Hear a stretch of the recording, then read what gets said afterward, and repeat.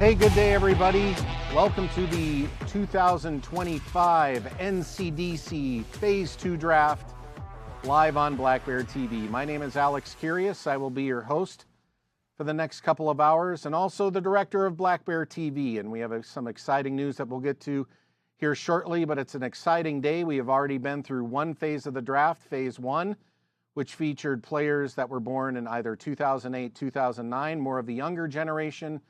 And now here in Phase 2, we get to everybody else as teams look to fill out their rosters, either with veteran players, tenders, and now the draft. So these are really the final puzzle pieces besides what they go through tryouts in order to fill a 50-man roster and protected list as they head into the 25-26 season. So really the new season starts right now. So we are happy to have you live on Black Bear TV for this draft show. And for the first round and opening of the draft, we say hello to our first in-studio guest. It is none other than Deputy Commissioner of the USPHL, Tony Zazowski. Tony, how you doing today? I'm doing great. Phase 2. Let's just keep this party going. Phase 2. Phase 1 was a lot of fun. Teams kind of knew what they want. We went over sort of the specifics of Phase 1, and now really this is about filling in the gaps. Yeah, I mean, the Phase 1, you're kind of looking a little bit now, a little bit mostly ahead, where now, like I said, these guys are looking at who's on their protected list, and it'll be exciting to see these teams' rosters kind of come to shape here over the next couple hours. Well, I always like drafts because they really start the new year. Like the last year is in the past. This really starts the new year. It's going to be a busy summer for these teams as they look to build, and then ultimately here in September, we're going to be live on Black Bear TV, the new streaming home of the USPHL and the NCDC. Has to be exciting for you, knowing it's a new platform, knowing it's something I'm involved with. So it's going to be a lot of fun to have a new place to watch these games. Really, I mean, because that's over the last year. Again, I know we'll talk a little bit about kind of the changes the league's gone through the last 12 months. And any of our fans or players will see that there's a lot of new things coming out. We had a new website we launched, earlier last week. And again, just kind of our streaming game is the next thing here. We've done some great things with Black Bear TV last season and our first one, and really looking forward to covering USPHL this season. So a little bit of reflection on last year, because last year was a memorable one. Some great showcases, some great events, all-star events, showcases, ultimately culminating in the Deneen Cup, which featured a new format this year. It featured a champion in the Idaho Falls Spud Kings from the Mountain Division. So I know they were excited about it, but you were out in Wayne, New Jersey for the finals. You were at the events. Just reflect back on the season and really what it meant to the NCDC and USPHL. Well, I think the first thing is really the Mountain Division, right? They were in their second season in their first year, had a great run in the Deneen Cup, lost in Game 3, against the South Shore Kings, the representative there. So kind of looking into this year, what was going to happen. I had a chance to go to Idaho Falls in January for the announcement about them hosting the Deneen Cup. I got to see 4,000 fans in the building, really the professional atmosphere that they do. And you just kind of felt the momentum building. And I went right from there to our new format for our All-Stars. This year with our All-Star format, we did 3 divisions. Each division sent an All-Star team to Massachusetts in January. And then we had a young gun team of 18 and under players. And again, just kind of feel the energy there, that there was a lot of scouts in the building and kind of really, hey, here's what we have to show, and people being excited by it. So that was a great kind of mid-season thing, seeing, like I said, Idaho, going to Idaho and seeing that All-Stars. And then, as you said, kind of rolling into playoffs and getting to the national championships with the Deneen Cup. This year we went to a 4-team format. Last year we just played down to a series where they did a best of 3. And this year we did a double elimination tournament, had a wild card in South Shore Kings, who won the regular season, be there. And then each of the division winners, and the tournament was exciting. Championship game was great. So it's bright times for the NCDC. We got a lot of new teams, a lot of exciting things happening, and I think it's just excited to kind of turn the page. As you said, we had a really exciting 24-25 season, and a lot of great things to come this year. And one of the other things that obviously is important here is not only the NCDC, which is the draft today, but the USPHL Premier and Elite divisions. We are excited that we had some guests on the first broadcast on Phase 1 to talk a little bit about that development ladder. And now we're adding another piece this upcoming year with the J18 division.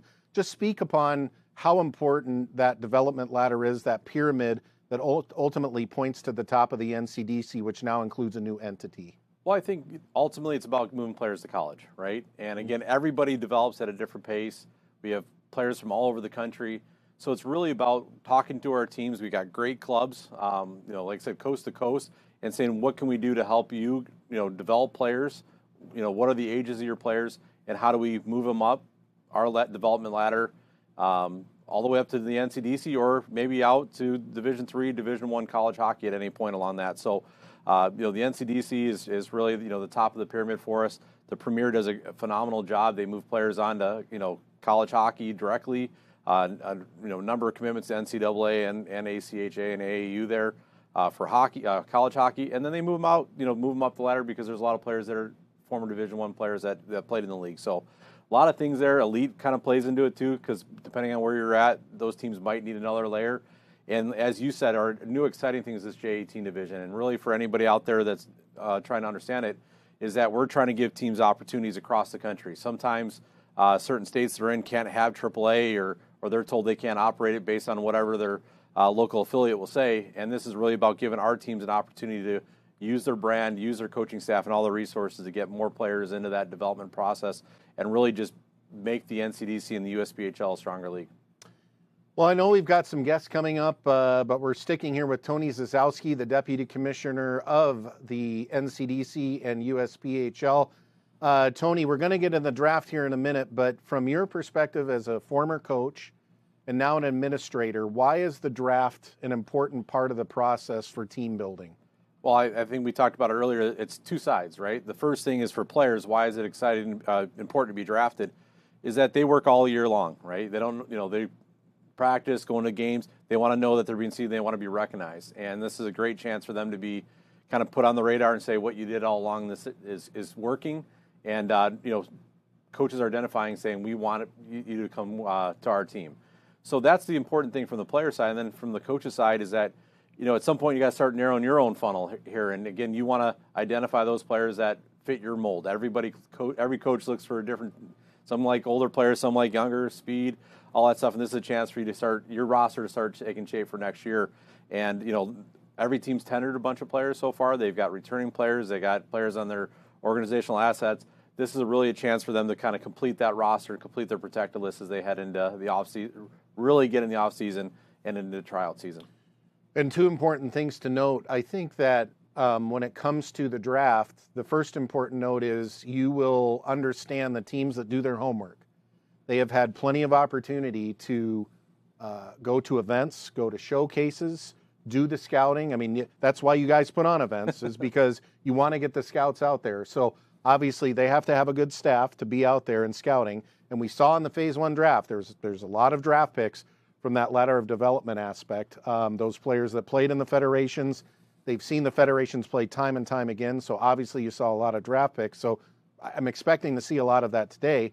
And then number two is for the player. And that player aspect is, if you don't get drafted today, it's not over. We say this over and over and over, that even though you might not find yourself on a 50-man protected list, does not mean that you can't do the work to make the team in the fall or show up at tryouts and make an impact. So those are two important points is, has the scouting aspect worked and done their homework for these NCDC teams? And number two is to the player, hey, look, there's an opportunity here even if you're not drafted. Well, again, there's a number of players, exactly that, right? And you see it in all sports. Again, it's coaches will have pipelines where they go look. You'll start seeing where coaches, there's a theme of where they recruit from and stuff. But at the end of the day, when the puck drops in the season, they want the best players on their team. Yep. And it's not a matter if you're drafted or tendered or anything like that. They want the best players. So as you said, this is a great opportunity if you were tendered or drafted. But certainly the story's not over for you, and that's what tryouts are there for coaches really to zero in on those players. Okay, so that being said, let's get started with the draft. I know it's online and you folks at home are watching, but really our goal here on the Draft Show is to provide some information, perhaps some comic relief along the way, some information about some players, but ultimately what we want to do is obviously read every player's name live here on the Draft Show on Black Bear TV. So we're going to be sure to do that. We'll try and provide as much information as we can about players. and then fit in a lot of the filler in between here as we take up a couple of hours of your time to dive into the 2025 NCDC Draft. It is phase 2, so let's get underway. The first pick belongs to Grand Junction. Again, this is phase 2, so you're talking about older players.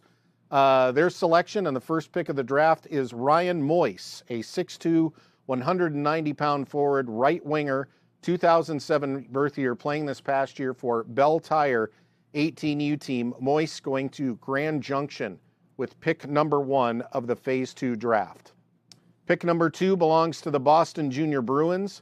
They select Danny Barna, forward for the Czech Republic I don't even know how to pronounce that.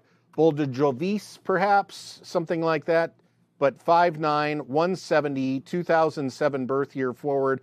So the first 2 picks forwards for the teams. And I will say this, what position is most important for the team? And that really is up to the team to decide. But I'm going to tell you that obviously if you can't score, you can't win. I know that. And so if you're not being able to score goals or generate offense, you're not going to be successful in the league. And yes, there's the other side of defense and goaltending.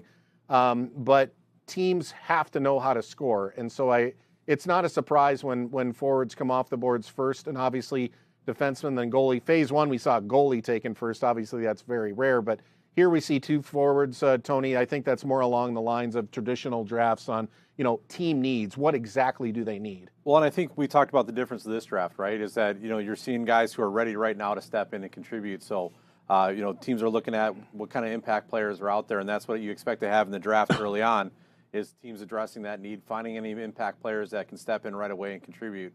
And there's nothing more needs that, as a former coach, I want as much offense as I can. Recruit offense, teach defense was always a model I was taught.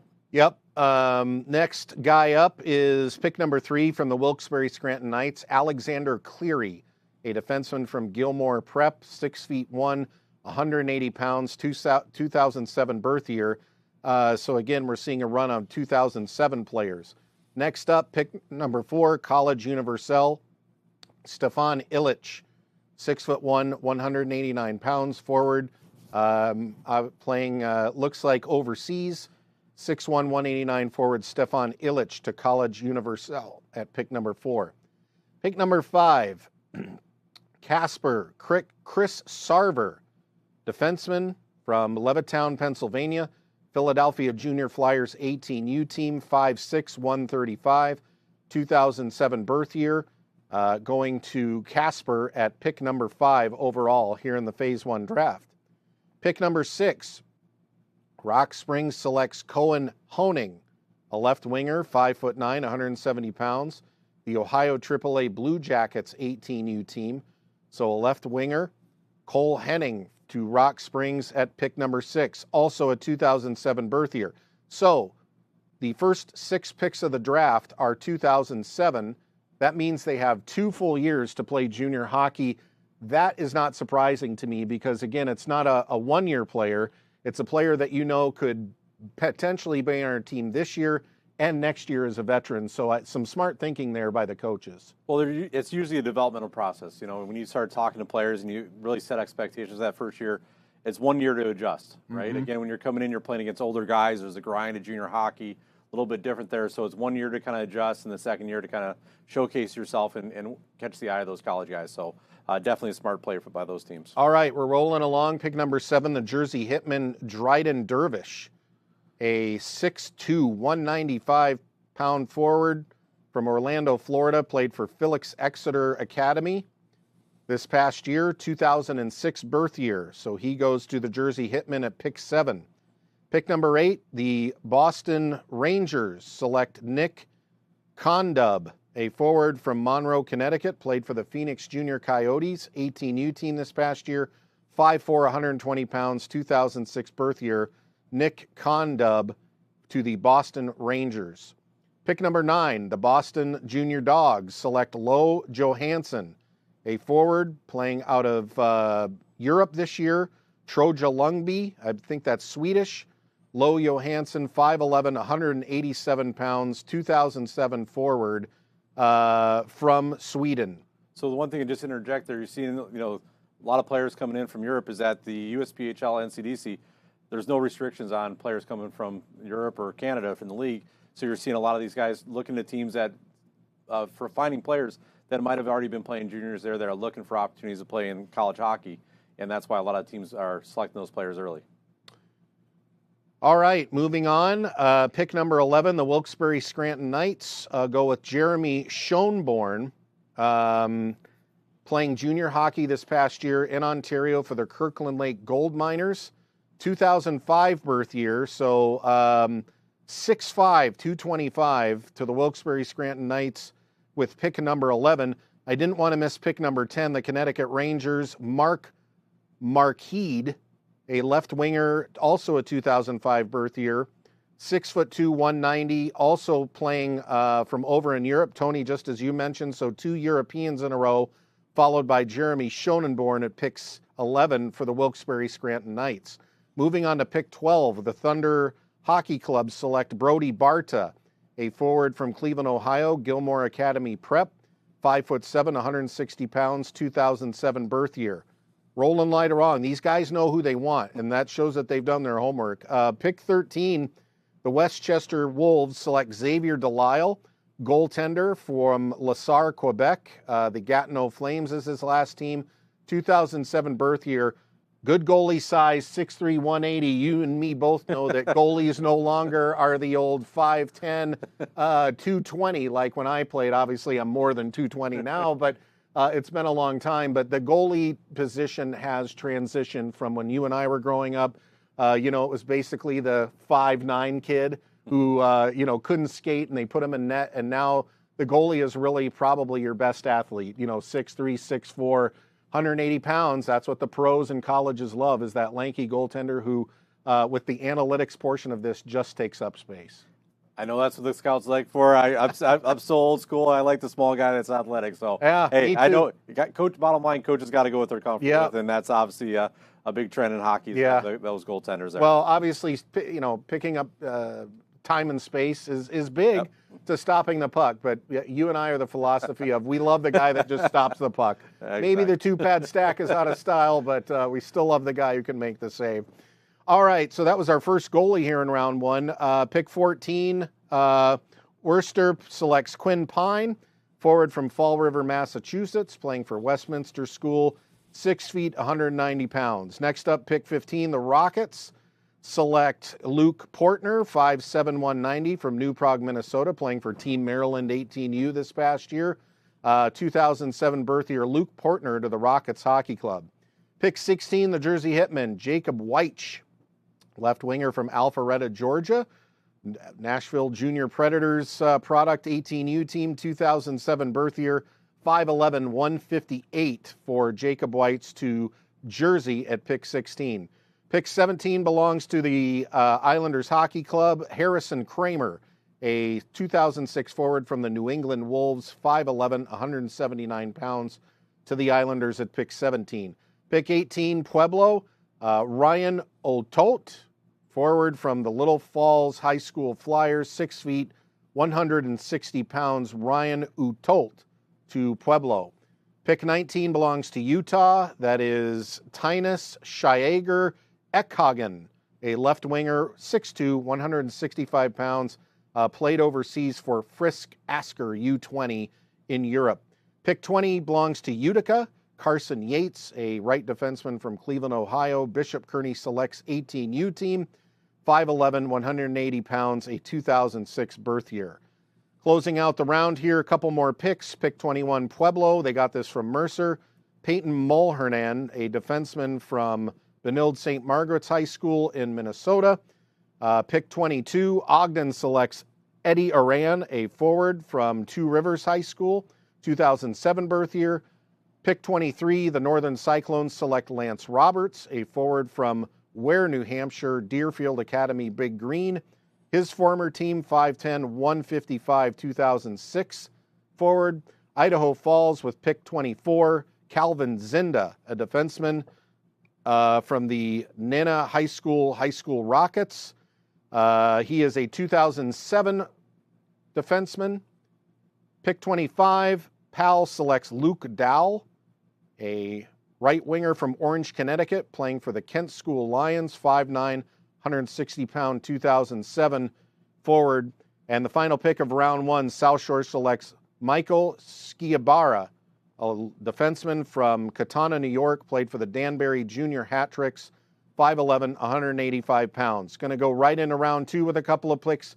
Grand Junction selects Brady Abutt, forward from Maple Grove, Minnesota, 6'5", 215. Huge forward, played for Maple Grove this past year. 2007 birth year, Jersey Hitmen select Reed Hyde with pick 28. Centerman from Orland Park, Illinois, 5'10", 165. And the Wilkes-Barre Scranton Knights select Connor Broderick, a goaltender from Cincinnati, Ohio, playing for the Texas Brahmas this past year, 6 feet, 165 pounds, 2006 birth year. That brings us current to pick number 30 in round number two. Tony, going to turn it back to you. We're off and running. These guys know who they want, so we're off and running here in the Phase 2 draft. But it's an exciting day, and we certainly appreciate you coming on with us. No, I appreciate it. And again, the draft is, like you said, guys are doing their homework.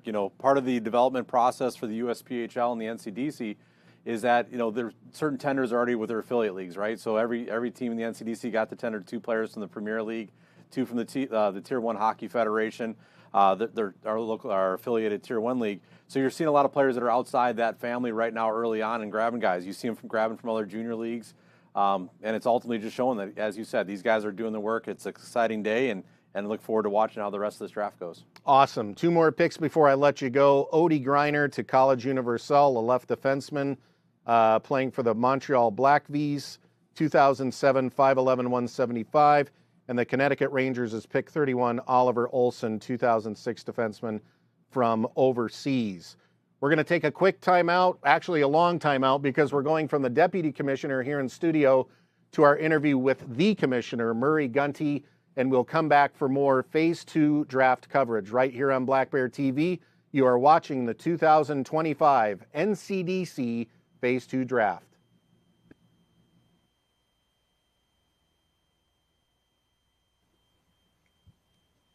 Welcome to the 2025 NCDC Draft. I am Alex Kyrias. Good to have you along today, and it's good to have guests on this broadcast. And we say hello to our next guest. He is the Commissioner of the USPHL, as well as the CEO of the Black Bear Sports Group, as we say hello to Murray Gunty. Murray, how are you doing today? I'm doing great. How are you, Alex? Awesome. Thank you so much for joining us here on the broadcast today. I know it's exciting. The NCDC draft, or any draft of that matter, is exciting. It's an exciting day for players mainly, and I know that it's one that's important for all of the junior teams. Would you agree? Yeah, it's a special day for our teams. It marks the beginning of a new season and a lot of hope for the players, and everybody's got a lot of goals, coaches, owners, players, and today is the start of the next year. Well, I know that from your standpoint, my standpoint, there's a lot of excitement because for the 25-26 season, the announcement just came out that the USPHL and the NCDC will be live and streaming and broadcast on Black Bear TV for the upcoming season. So obviously you have to be excited about that, knowing that that is the network that you started last fall, and it now is taking the next step in its evolution by adding the USPHL and the NCDC.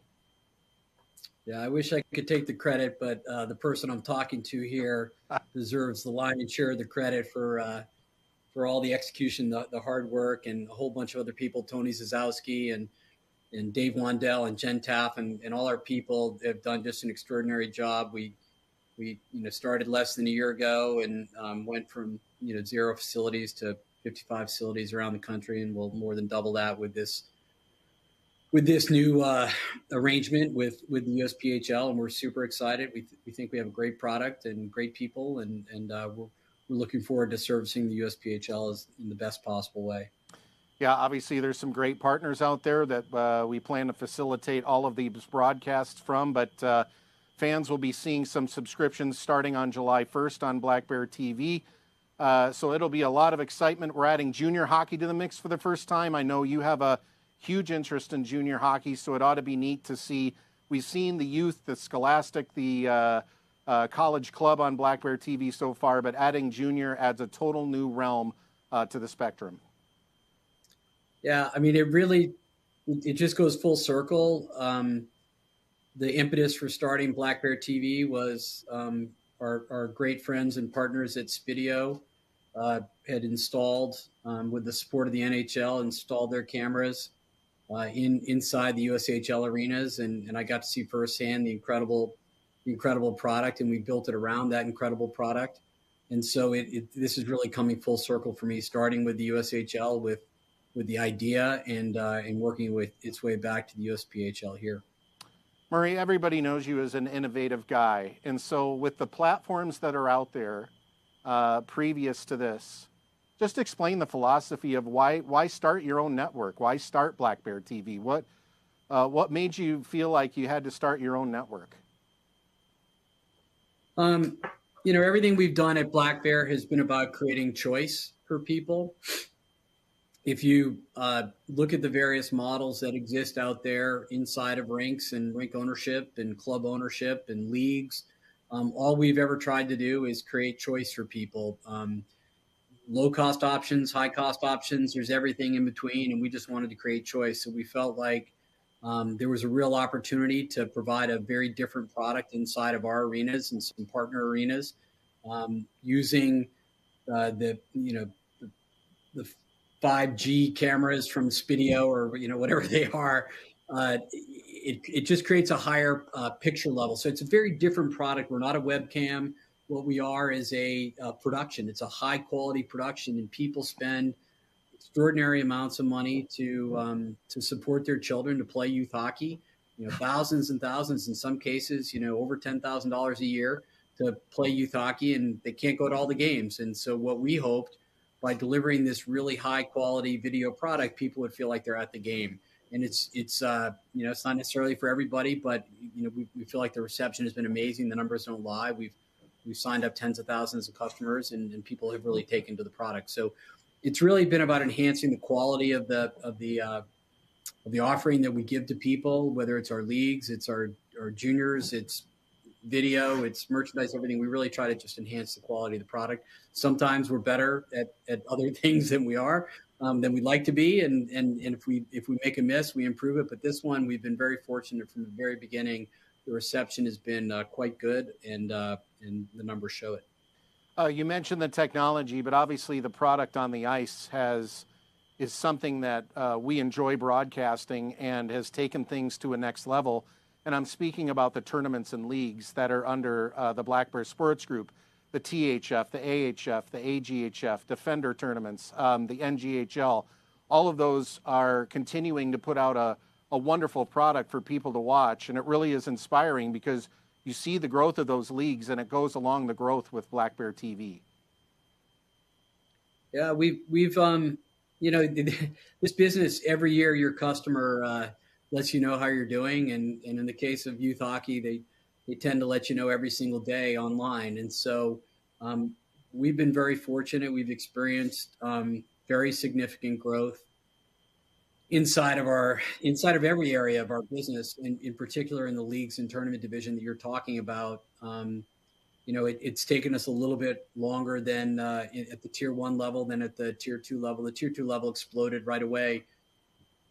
I think our leagues have 800 teams. We're by far the largest tier 2 league in the country, and represent a huge percentage of tier 2 hockey in the U.S. Teams come from all over the country to play in our showcases. In the Mid-Atlantic, that's something that never happened before. There never really was an outlet for outside of the tournament model for high-level AA teams to find a place to play. And so we think we created that. We've now really ended up in a position with our tier 1 league to be in the same place, with the addition of Mount St. Charles and Seacoast and the recent announcement of South Kent joining, and we expect to have 1 or 2 more elite programs join soon. We now think we're clearly the best tier 1 league in the country, and it shows. We're the largest. We've over 300 teams, and our events are amazing, heavily scouted, and we're really placing people at the highest levels, by far the largest placement numbers and the like. And so, Black Bear TV has been a gift for that league. We do, as you cover it, the game of the week every single week, free to everybody. And so scouts get an exposure to it. And and get to see all of our kids. We try to rotate the teams that are in there. And so it's really a fully integrated business. We try to touch just about everything that goes on in our buildings and for our partners, with the exception of restaurants. It's the reason why I got involved in the USPHL. A number of my partners at the youth level and the AHF and the THF are heavily involved in the USPHL, and so it made sense for us to join hands in the junior level as well. Let's move to the junior level and talk about the growth of the USPHL and the NCDC at large. Just saw an announcement yesterday, 5 new teams in the Maritimes. You look at a USPHL map, and it literally is almost coast to coast now. Your champion comes from the Mountain Division. It has to be quite satisfying to see the growth, that there is this much interest in high-level junior hockey and this much interest in the development of players at the junior level, to want to see them to go on to, collegiate programs. Yeah, I mean, the USPHL is just a unique business model. It's number one. It's the largest junior hockey league in the world. There's nothing like it. It operates at every single level, tier 2 and tier 3, and so we've got a lot of different constituents and a lot of great partners that are working hard to make it a great league. We've experienced, since I took over about a year ago, we've experienced fairly significant growth. We've probably grown 25%. And we've done it in really strategic ways, trying to fill in the pockets where we're helping our existing partners with their travel costs and their playing partners. And we've really had a big focus on Canada. We think that there's a great opportunity to grow the USPHL brand in Canada, which is what you're talking about with the Maritime Division announcement at the NCDC level. And, look, it's no secret to everybody, my relationship with USA Hockey. I think that we have shown that operating outside the umbrella of these regulated entities really enhances the ability for hockey to grow. And our growth rate in the USPHL vastly exceeds the growth rate in terms of number of players and development and advancement, what USA Hockey's numbers overall are, and they're crying out for it in Canada too. They're under the auspices of Hockey Canada, and it's a very difficult environment to operate in. So teams have been coming to us. We're now up to over a dozen teams in Canada. Tony is launching this 18U division called J18 in the USPHL that's got a dozen teams in Canada, a dozen teams in the US. I mean, people are really clamoring for options outside of these regulated entities that really stifle the ability for coaches and kids to develop and grow. And so USPHL is just it's an extraordinary outlet for kids to find their pathway to the next level in hockey. And the relationship with our youth leagues is just a perfect marriage and a perfect partnership. And look, I have to say, I think everybody is thrilled and excited that 2 of our 3 champions come from, as far west as you can get. Mm-hmm. Our NCDC champion, Idaho Falls, our, Vernal is the champion of the Premier Division. So we had extraordinary success from our Western and Mountain teams, and it shows that, if you have great operators, you can win anywhere. And so whether it's in the Maritimes or it's out in Idaho Falls, you can have an extraordinary experience if you have great partners, and we have great partners in the USPHL. Murray, you mentioned you've been doing this a year. I think that obviously you've got other interests out there besides hockey. You have teams and other leagues that you own and operate. And you mentioned earlier that, you got involved because of the partners that exist. And that was one of my last questions here is, you're operating other businesses, you're owning other teams. Why get involved with the USPHL at the level you did? I mean, what were you passionate about enough to become commissioner and really take the steering wheel of this entity? Yeah, I'm really blessed. I have great partners on the executive committee with Bobby Reese and with Jim Ford, and the amount of work that the 2 of them put in behind the scenes is is really hard to explain. I mean, they're available all the time. We have phone calls either every week or every other week, having executive committee meetings. And so there's no way I could do this without the support of those two guys. And then our team, we just have an exceptional management team. So whether it's Tony, who's our deputy commissioner, and Kevin Abrams, who runs the NCDC, and Mark Kumpel, who runs the Tier 3 division, and Jim Hunt and Deb Madden, I mean, we just have an extraordinary team up and down the ranks. There's no way I could do this with all the other interests that I have. There's no way I could do it without them doing the vast majority of the work. And so I would never have stepped into this position if Bobby and Jim hadn't supported fully the notion of building an amazing team, and we've done that. And so the team does most of the work. The reason why I stepped in was, I just believe in the old adage of lead follower, get out of the way. And we tried for a number of years to really try to change the direction of the USPHL. We hadn't had success, and people said, well, why don't I do it? Why don't I step in? And it's really hard for me when someone challenges me like that to say, well, you've been chirping about things, get involved. So I got involved, and I think what we've done is where in the past there was a heavy duty focus strictly on growth and adding teams. We've migrated away from that. We are growing, but really what we're focused on is operational standards. And from day one, it's been about improving the operational performance of the teams, of the organization, of the league, and really trying to put in place all the systems and processes to make a great experience for everybody. And I think our team has done an exceptional job at that. And then obviously the last point is the advancement, which is really what junior hockey is about, advancing all of these players to the next level. The NCDC, the USPHL has a wonderful track record of it. This past year was no different. So that has to be a feather in the cap and please you, knowing that, you take a personal interest in not only success of teams and operators, but of ultimately moving players on to the next level. Yeah, nothing makes me happier than when one of our players gets drafted or moves on to a higher level or gets committed to a college of their choice. That's what we're in this for. It's really other than all the business side, it's the only reason to do this is to develop players and develop young men. And, the league every year commits 500-600 plus kids to college and moves them on. The world is changing dramatically and what the world looks like for college hockey placements. Nobody knows. Nobody can predict it. The CHL is going to obviously be a big participant in this going forward. So we're evolving our business, and we recognize that we may be a stepping stone to other teams to move on to higher levels, and that's okay. We're here to move kids on and develop them, whatever it takes to get them to the next level. And so we're super excited about the position we have. Again, coast to coast, all in North America.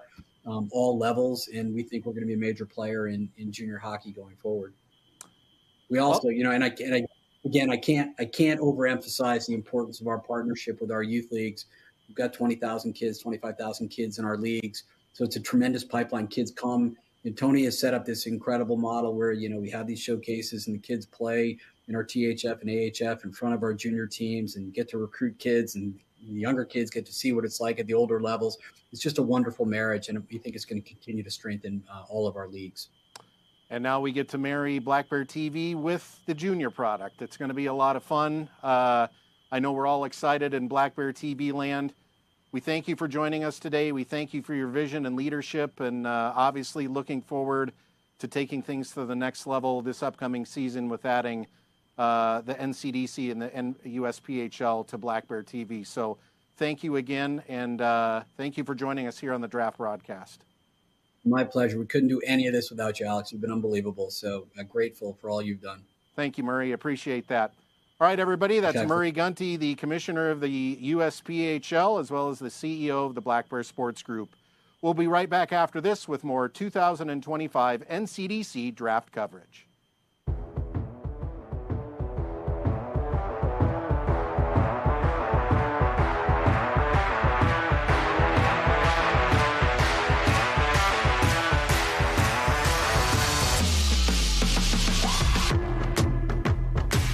All right, back on the 2025 NCDC Phase 2 draft. Our thanks to Commissioner Murray Gunty for sitting down with us. A lot of words in there in that interview, so neat to hear from him.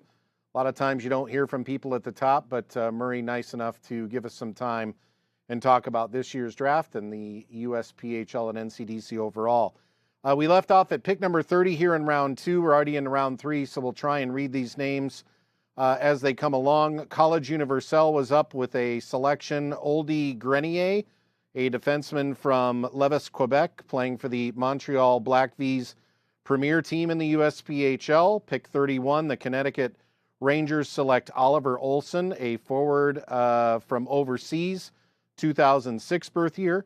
Pick 32 in round 2, Rock Springs selects Jacob Harvanek from Slovakia, a defenseman, 6'3", 203 pounds, 2006 birth year. Pick number 33 in the second round, the New York Dynamo select Lucas Wick, a defenseman, 5'9", 157, 2006 birth year. Pick 34, Boston Rangers select John Kleiss, a forward from Eden Prairie, Minnesota, playing for Eden Prairie High School, 6'1", 190, 2006 birth year. Pick 35, the Boston Junior Dogs select Peter Moore, 2006 birth year forward, playing for the Northwood School Prep Huskies. Let's see, that was pick 35. Pick 36 is the Connecticut Rangers. Thomas Harnett, a left winger from Ajax, Ontario, playing for the Elite Hockey Academy, 18U team, 5'10", 195-pound, 2007 forward. Next up, the Wilkes-Barre Scranton Knights at pick 37 select Giacomo Caleri, 5'10", 195-pound, 2007 right winger from Cranston, Rhode Island, playing for Mount St. Charles 18U this past season.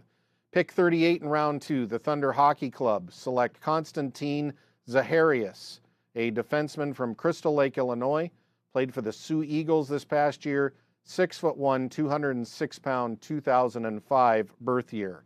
At pick 39, the Westchester Wolves select Keegan Garver, a forward from Pittsford, New York, played for Millbrook School this past year, 6'1", 165-pound, 2007 birth year.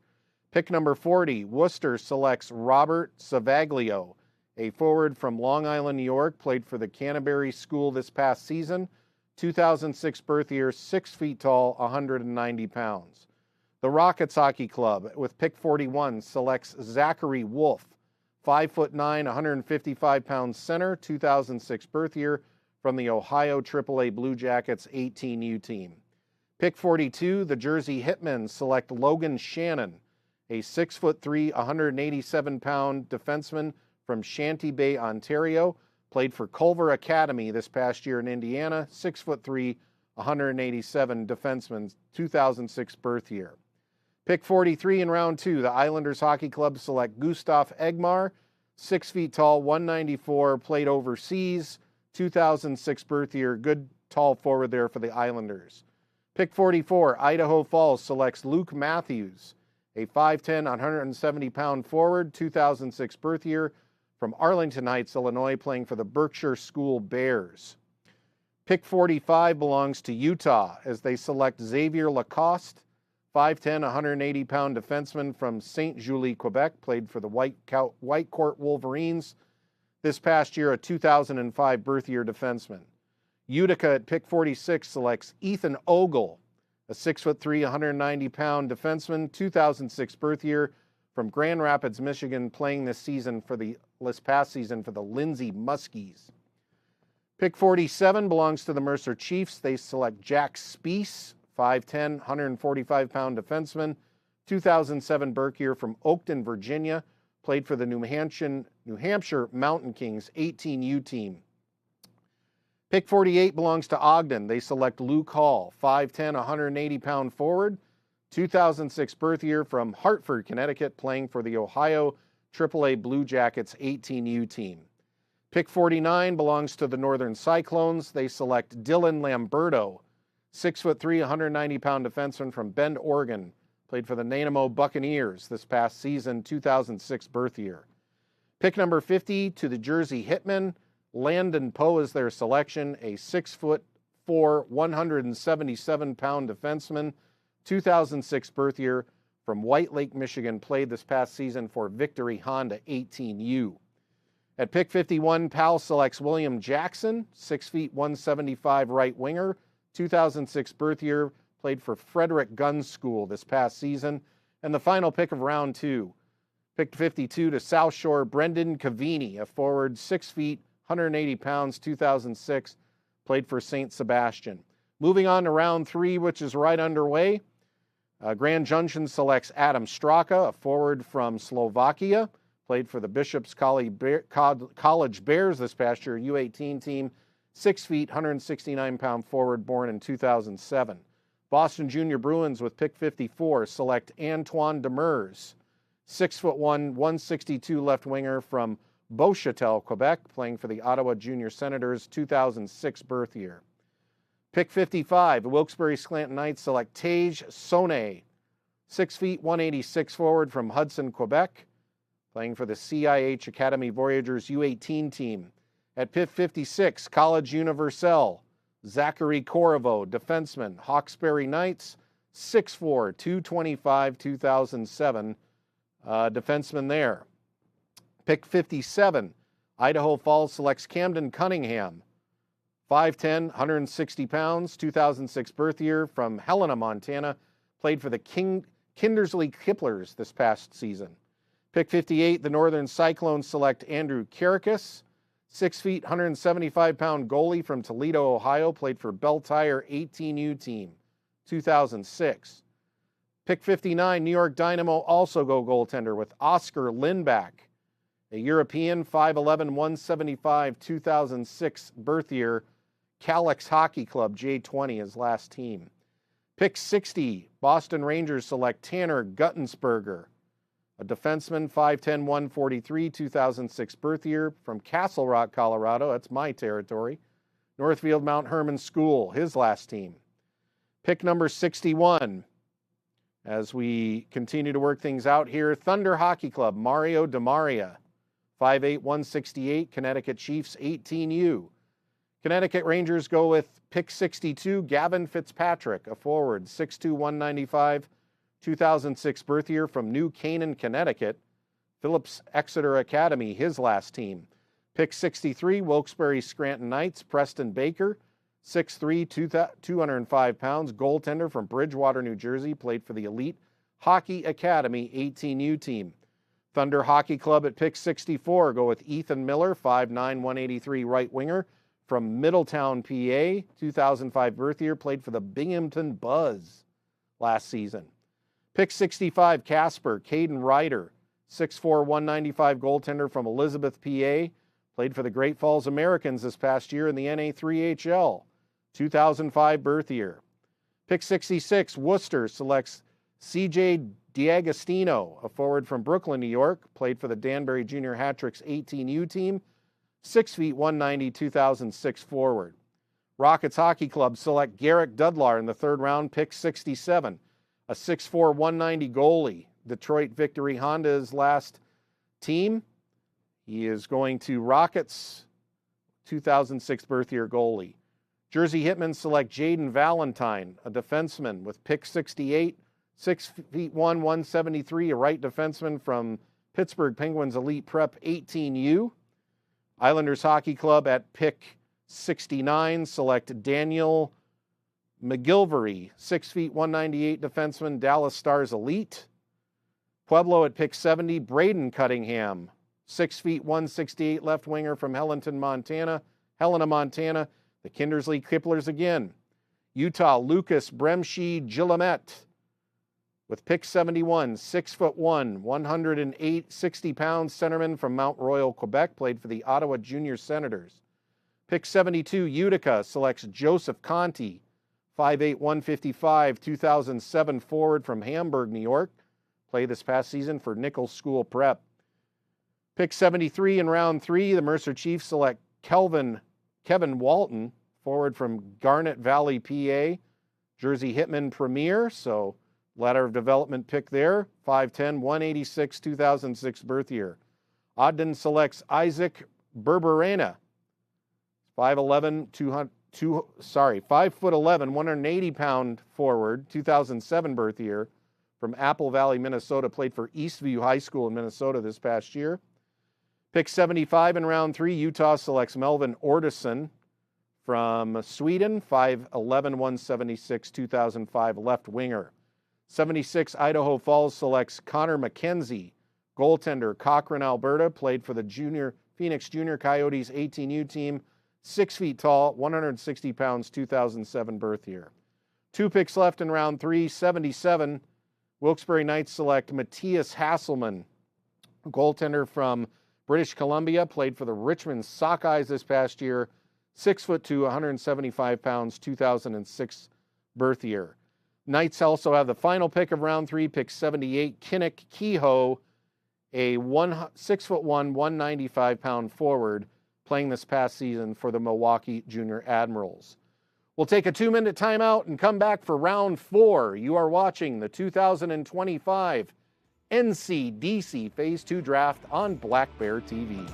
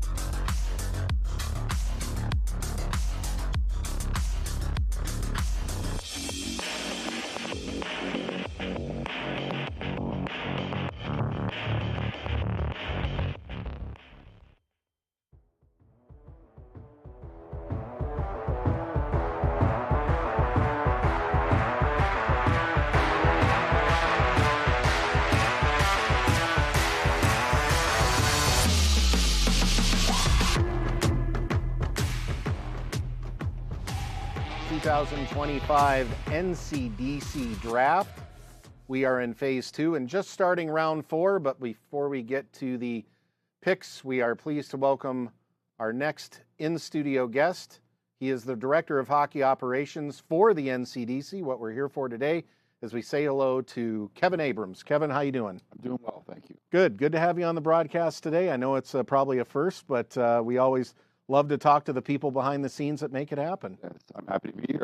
I've not been with the league that long, but really enjoying it. And this is a nice opportunity. I appreciate this. Well, one of the things that we wanted to do is take a look back last year. I know it was a phenomenal year, both for events and advancement. So let's look back at last year and say, you know, what went right, what were the events like, and ultimately, what were your thoughts behind being with the league? Well, I mean, we certainly had a good finish to the season with the Knitting Cup. It was tremendous. It was a great format. Really pleased with how that went. I think people were really intrigued by it, you know, just bringing different divisional champions in. So that was really a tremendous peak to the season, if you will, at the end of the year. Our All-Star event in Foxborough was really well received. It was a really good opportunity to expand the number of players that were given the exposure playing in that kind of a setting, and we even extended it to our premier group. So it was really a good hockey festival type environment, and I think this coming season we plan to expand on that.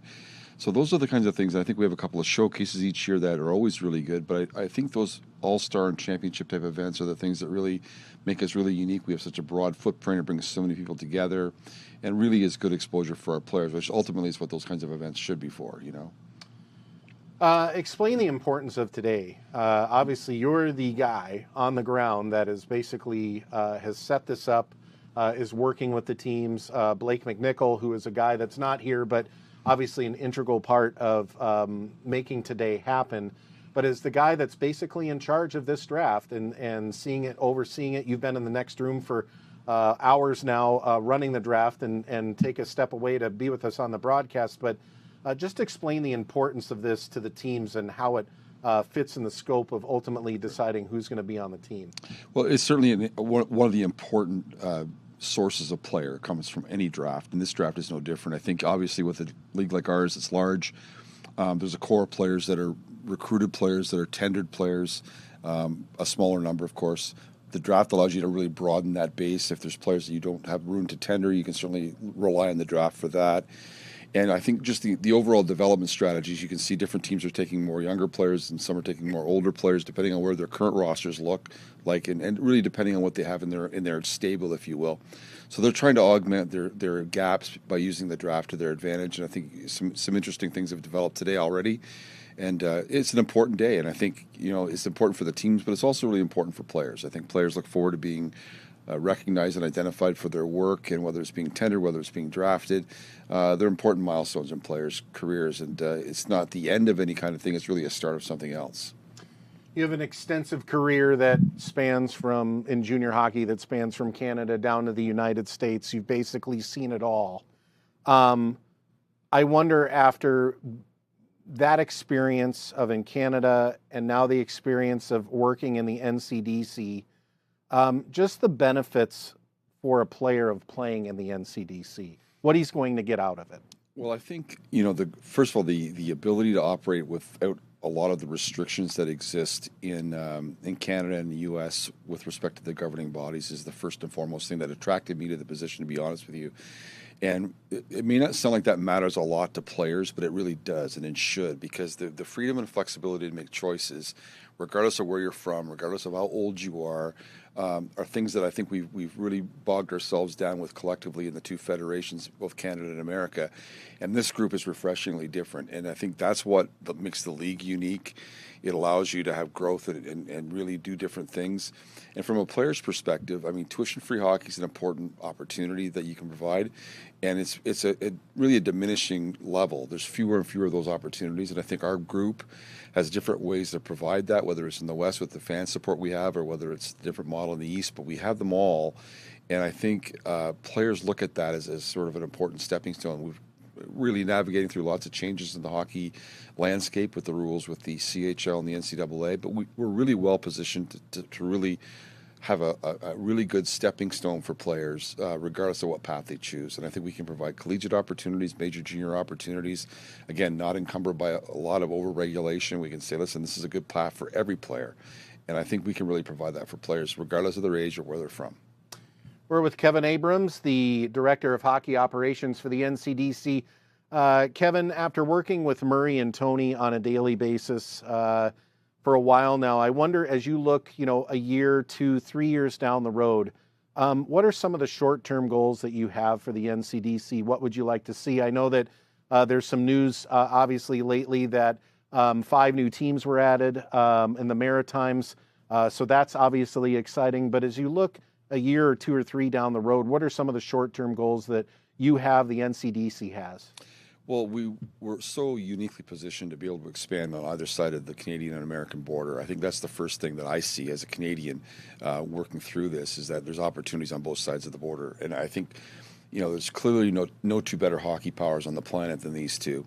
And whether we're at the highest level or a rung below it, it doesn't matter. The hockey opportunities are growing. And I think we can be part of that growth in a very unique way that's beneficial to players and families and all the people that are looking for opportunities. We can help provide those.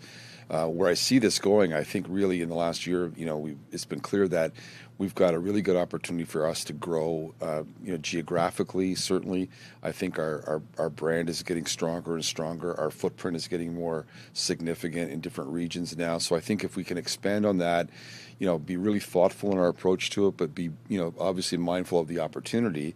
I think really there's terrific growth both on the ice and certainly on the map. And I think those are things that are important, I think, for any group. But I think our group is probably the best suited to be able to facilitate that. Well, I know the league certainly appreciates your expertise and vision, and obviously today is really kind of a culmination, your Super Bowl really, of getting the new season started, and obviously the draft is no small task. So congratulations on a job well done. Thank you for joining us here on the broadcast, and we look forward to putting the NCDC and the USPHL over the Black Bear TV airwaves coming up in the fall. It's an exciting year ahead. Looking forward to it. Thanks. All right. That's Kevin Abrams, the Director of Hockey Operations for the NCDC. We'll take a quick timeout. When we come back, round 4 and more of the Phase 2 draft here on Black Bear TV.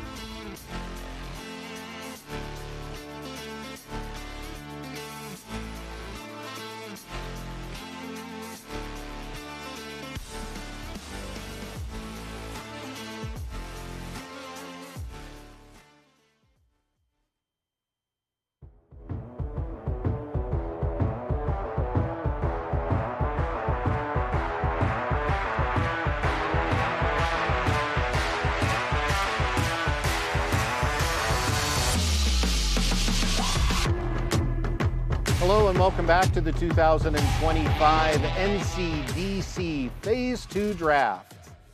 Live here on this Thursday, May 15th. Want to tell everybody thank you so much for watching on Black Bear TV, the new streaming platform for the NCDC and USPHL coming in the fall near you, blackbearsports.tv. My name is Alex Kyrias. I'm the host and the director of Black Bear TV. So great to have you along today on this little network of ours. Began back in August of 2024, and 26,000 games later, here we are. We are excited to be hosting this special event, and even more excited to be featuring the NCDC and USPHL come the fall. All right, we are in Phase 2. It's the older players, 2005, 6, and 7 birth years. As we enter round 4 here, we want to make sure we try and get every player's name read here on the broadcast. So let's get back to it. It is the Grand Junction team that is drafting next. They select Harrison Browning with pick 79 to start round 4, 5'10", 150 pounds from Minnetonka, Minnesota. 2005 birth year, playing for the Northwest Express Premier Team. Pick 80, Boston Junior Bruins select Jaden Dean, a 5'8", 157 center from Aliso Viejo, California, playing for the Anaheim Junior Ducks 18U team, a 2007 birth year. Pick 81, the Wilkes-Barre Scranton Knights select Edouard Belval Turmel from Levis, Quebec, 6 feet, 179, 2006 birth year, left defenseman, played for Proctor Academy this past season. Pick 82, College Universelle selects William Colton, a left defenseman from Marieville, Quebec, 5'10", 160 pounds, 2007 birth year, playing for the Hawkesbury Knights Premier Team. Pick number 83 in round 4, Casper selects Nikita Schneider, 5'10", 135 pounds, left winger from Thun, Switzerland, playing for the Minnesota Sasquatch Premier League team, 5'10", 135, a 2005 birth year. Pick 84, Rock Springs selects Tegan Ingwerson, 6'3", 201 pound left winger, 2007 birth year, from Lincoln, Nebraska, played for the Little Caesars 18U team this past season. Pick number 85, the New York Dynamo selects Gavin Jensen, a defenseman, 5'8", 168 pounds from Beloit, Wisconsin, 2005 birth year, playing for the Minnesota Moose this past season. Pick 86, Jersey Hitmen select Zach Erickson, goaltender from Yarmouth, Maine, played for Governor's Academy this past season, 6 feet, 185 pounds, 2006 birth year.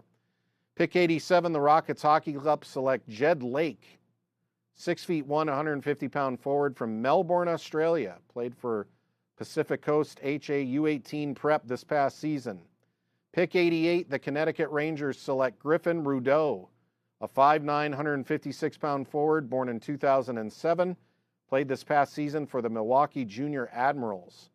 Pick 89, the Wilkes-Barre Scranton Knights select Caleb Rashley, 6 feet, 175 pound forward, 2006 birth year, from Corner Brook, and played for Somang Hockey Premier. Pick 90, round 4, Thunder Hockey Club selects Bodie Marcotte, 6'2", 195 pound center from Amesbury, Massachusetts, played for Top Gun Prep this past year, 18U, a 2007 birth year.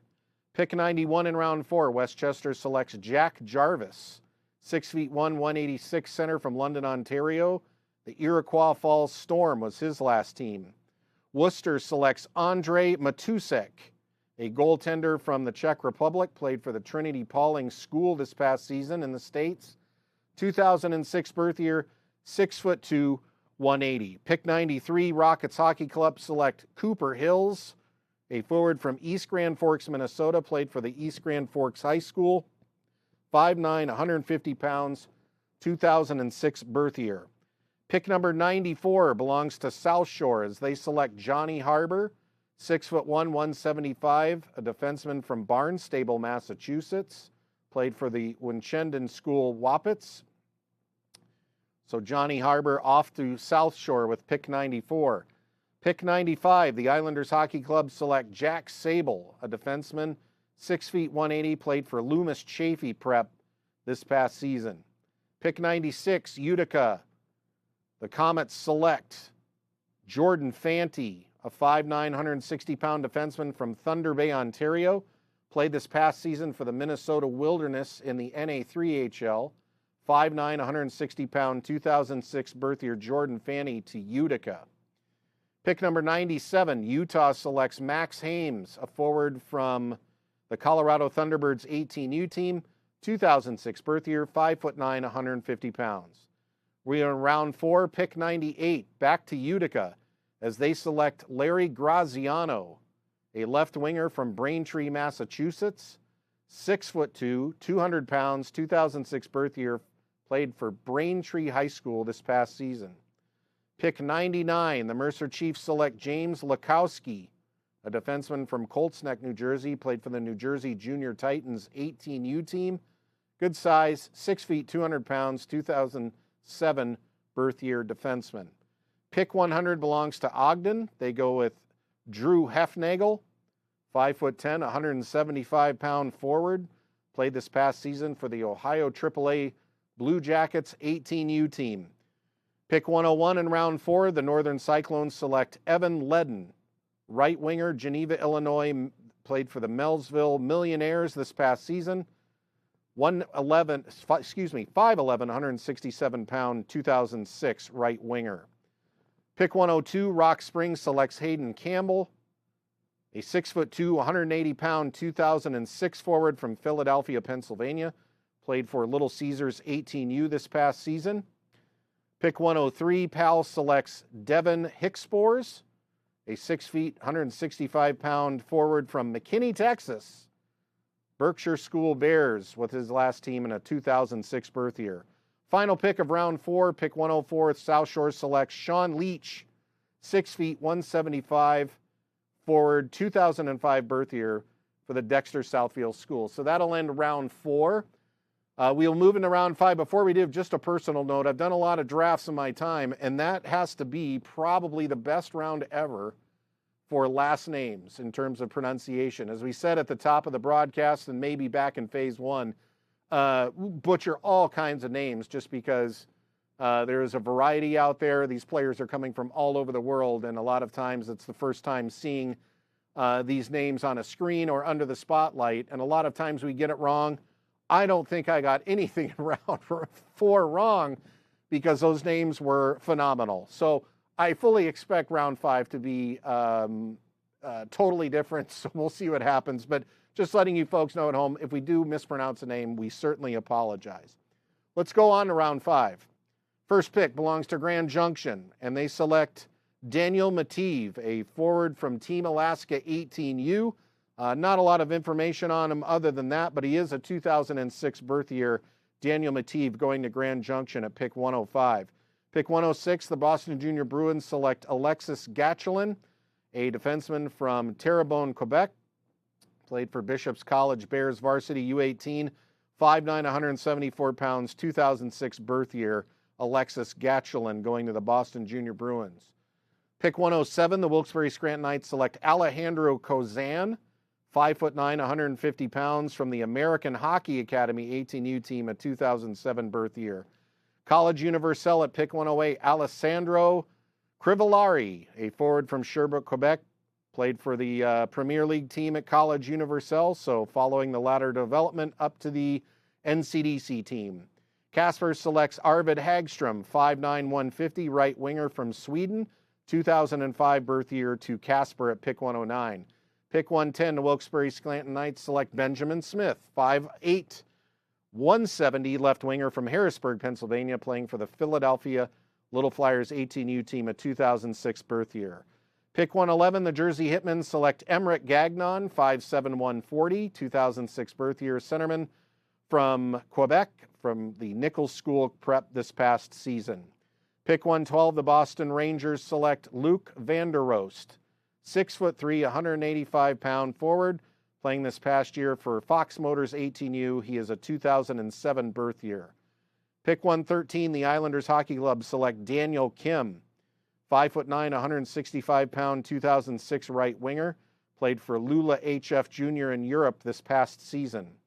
Pick 114, the Connecticut Rangers select Bronislav Kral, a left defenseman, 2006 birth year, 5'8", 154 pounds. The next pick, the Wilkes-Barre Knights will pass. That means they're full at 50 players. Going to start seeing passes now. Thunder Hockey Club select Roderick Simmons at pick 116. 6 feet, 185, left winger from South St. Paul, Minnesota. Also played for South St. Paul High School. 2006 birth year, 6 feet, 185. Roderick Simmons to the Thunder. Pick 117, Westchester passes. Pick 118, Worcester selects Bailey Yates, 5'7", 143.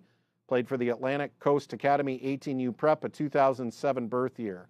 Pick 119, the Rockets Hockey Club select Melvin Ellert, 6'4", 209 defenseman, born in 2006. Played overseas in Europe for the NACA HK J20 team. Jersey Hitmen at pick 120 select Alexandra Melio, 5'10", 155 forward, born in 2006 from Hartford, Connecticut.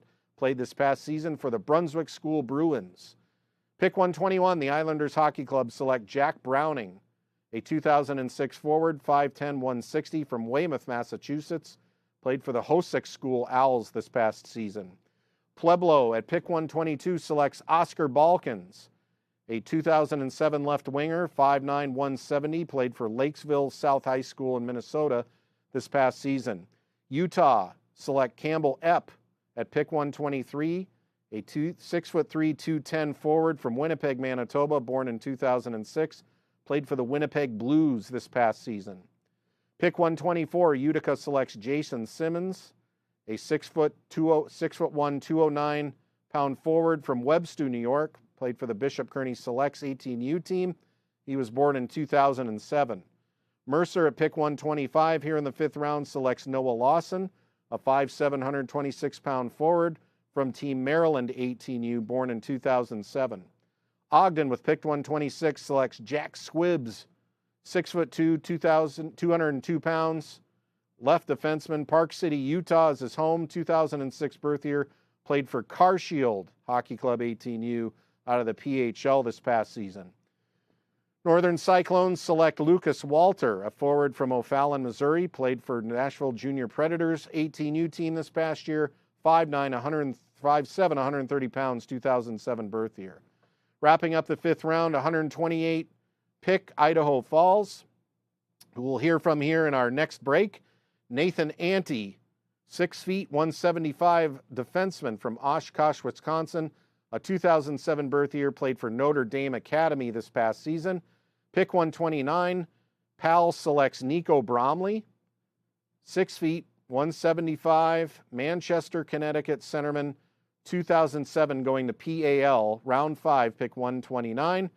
And that brings us to the final pick of round 5. It's pick 130, belonging to the South Shore Kings.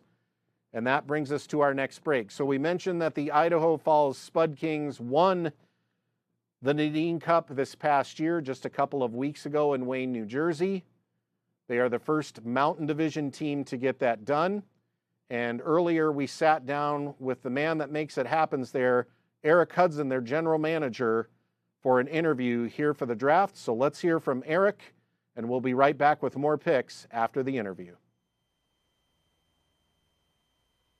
Hey, welcome to the 2025 NCDC Draft. I am Alex Kyrias, and we are pleased once again to have another guest on our airwaves during the draft. We say hello to the general manager of the Idaho Falls Spud Kings, Eric Hudson. Eric, how are you today? Couldn't be better, Alex. Having a great day here at the draft, and we're looking forward to the results that we get out of this year's picks. Couldn't be better is right. Deneen Cup champions. You guys are kings of the NCDC, of the USPHL, atop of the mountain. How does it feel? Just an incredible run there that you had in Wayne, New Jersey a couple of weeks ago. You just have to be thrilled to death that you are on top of the mountain right now. Yeah, I mean, it's been fun. I mean, our kudos to, obviously our entire staff and the city of Idaho Falls for rallying behind this team, not only this year, but the last, 3 seasons. And, the patience they showed with me and our other staff to build this thing into a true champion was a virtue, as my mom likes to say. And here we are in May of 2025 with the Deneen Cup in Idaho Falls, and able to defend it hopefully on home ice come April of 2026. Yeah, we'll talk about that in a second. But I wanted to get your thoughts. A Mountain Division champion. Obviously, hockey is very heavy and influenced out east traditionally with the NCDC and the USPHL, but this is the first time a Mountain Division champion have crowned a division from the Mountain Division. So talk about that as a whole, because I know it wasn't easy to get through the Mountain Division playoffs. We take a lot of pride in this division. All 7 teams that'll be competing next year. We're great partners off the ice, and we all have a vision for the Mountain as well as the NCDC to continue to promote the great hockey that's been played out east for so many years. Obviously, a different kind of business model. Ours is, really fan base driven, and we play at traditional times in the evening. So for us to be called the first ever Mountain Division Dineen Cup champion is a true honor, and we don't take it lightly, obviously. And getting through the Mountain playoffs was hard. I mean, best of 5 series is against 2 really, really strong teams. Pueblo Bulls took us to the precipice of elimination. We were down 2-1 on the road in Pueblo, and it's a hostile environment. So to be able to come out of that with a 4-0 win and then take it back to Idaho Falls in front of 4,000 screaming fans, we're thankful we escaped that series, and then obviously winning the division championship in 4 games was special, very special. The only thing that could have made it more special is if we did it on home ice. But we don't take it lightly, Alex. It's been a real treat, and we're very proud to be a part of the NCDC and also the Mountain Division. Putting on my junior hockey history hat here, a little over 20 years ago, I was with an organization that was sort of breaking barriers in Frisco, Texas, and winning championships in an area that had not experienced that, number one, junior hockey at all, and number 2, championships. And obviously, it molded into something pretty special. I see the same thing when I look at the Mountain America Center and I look at the community that you guys have and the support that you guys have, is that in a place like where you're at, the support is so tremendous. Probably from a numbers standpoint, the best support that any team gets almost anywhere in junior hockey. And secondly, the facility that you have. And I just want you to explain to the community out there that's watching the draft here today, they may not be familiar at all with the division, your situation there, the building, the community itself. And we're trying to put a touch on each of the teams that we talk to in the draft on what exactly makes your team unique and special based on the community. Yeah, that's a great question. I grew up playing junior hockey in traditional small town Canadian markets. Campbell River, British Columbia, Merritt, British Columbia, Williams Lake, all these great traditional junior A markets that have a solid fan base. And that's the core foundation of what Idaho Falls is. It's a mountain town. It's about 70,000 people, and the community loves to support and take ownership of things that happen in Idaho Falls. And the Spud Kings have quickly become the Idaho Falls team, right? I mean, everybody bleeds, gold and red. Our fans are, like you said, Alex, second to none in junior hockey. I mean, we've had 3 seasons. We've had 3 full seasons of sellout hockey, and that's 4,000 people. And transitioning from the fact that our fans are so great, best in the world, we have a building that's really world-class and second to none. And that was, when I first moved here, the Idaho Falls Auditorium District and Rob Spear gave me an opportunity to run this facility. And I could never dream that it would have the success that we've had. And the building really is, it's the analogy was used, a palace fit for a kingdom. And that's kind of the slogan we're using for the Mountain America Center right now, because it really is. I mean, it's world-class in every sense. On the ice, we have a great product. We also host world-class concerts here. And the boys, when they're not playing or practicing, they can attend some of our events. And that's kind of a recruiting tool for us too. We've got Brad Paisley coming in here next week, and he's, we had Luke Bryan last year. We've had Megan Maroney's coming in later. We've got great events here all the time, and obviously the Spud Kings are a huge part of that. Well, speaking of headliners, like you just mentioned, in about 11 months from now, you guys will be hosting the 2026 Dineen Cup. And I guess even more exciting for your organization is recently you've been presented with an auto bid that's going to come with playing in the Dineen Cup. So you're going to be playing in the Cup. Your fans know that you're going to be playing in the Cup, and you're going to be hosting it out there in Idaho Falls. It has to be a thrilling thing to be able to host it and participate in it to try and defend that Cup on home ice. Yeah, it's going to be a lot of fun, and I hope that everybody in the hockey world can tune into that. It's a natural progression for this league, really, Alex, is the fact that one of the most successful tournaments in hockey history is the Memorial Cup, right? And they have a host city for that and a host team for that every single year, and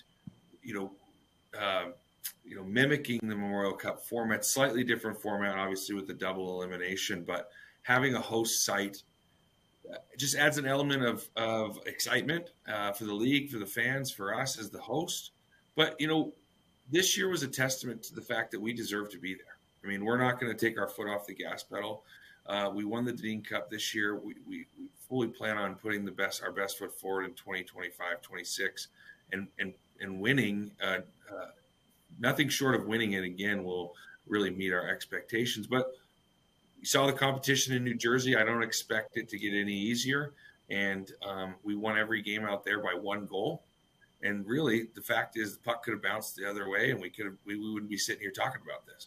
So kudos to our staff and our team for delivering. And we're really excited to have the Deneen Cup in Idaho Falls and show the hockey world truly what the Idaho Falls Spud Kings are all about.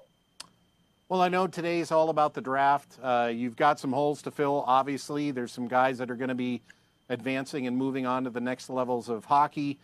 You've got a tremendous hockey staff there. I know both members of your coaching staff. I've seen them grow up through the ranks. It kind of dates myself, but I knew both of them as players and obviously now both as coaches.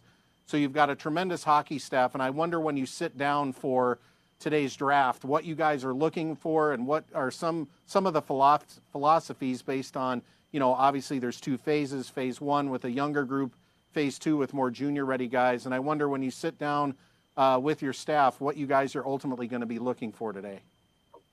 Well, exciting news. Obviously yesterday we announced that we've renewed Anthony Bone's contract for 3 more seasons. And our entire hockey staff is coming back, from Joey Strada to John Buchanan and obviously Shane Clifford. So the fact is that we've got stability behind the bench for the next 3 years. And for us, the phase 1 is really important. Alex, there are some really good 2008 birth year hockey players out there that can make an immediate impact.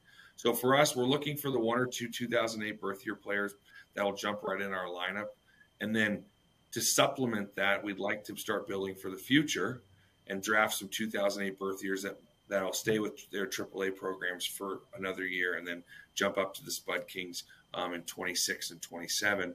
Phase 2 of the draft, I think, is a little more important for immediate impact, obviously, because it's the older age groups.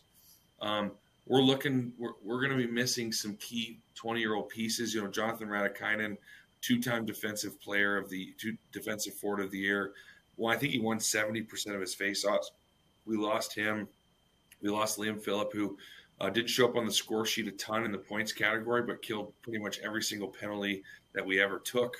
So we'll be needing some key role players. But phase 2 of the draft, we look to make a pretty large splash with some of the folks that we've got pinned up on our draft board. And I'm really excited to see how that all transpires.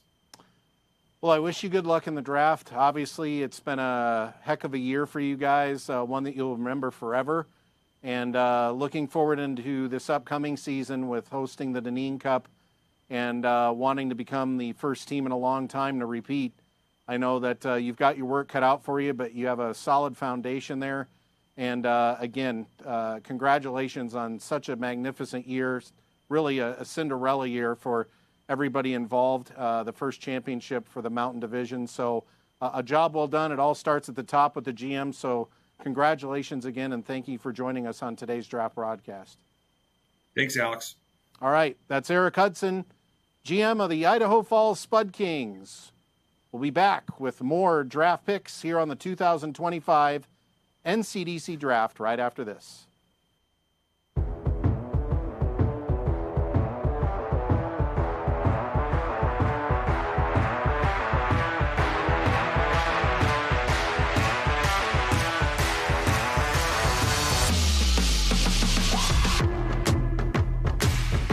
Welcome back to the 2025 NCDC Phase 2 Draft. I'm Alex Kyrias, your host and director of Black Bear TV. Want to thank Eric Hudson for getting that interview done. I know that he's a really busy guy, obviously. A lot going on in the world of the Idaho Falls Spud Kings, the 2025 Deneen Cup National Champions. They have got a lot going on, including not only defending that title throughout the season with the target on their back, but also hosting the 2026 Deneen Cup.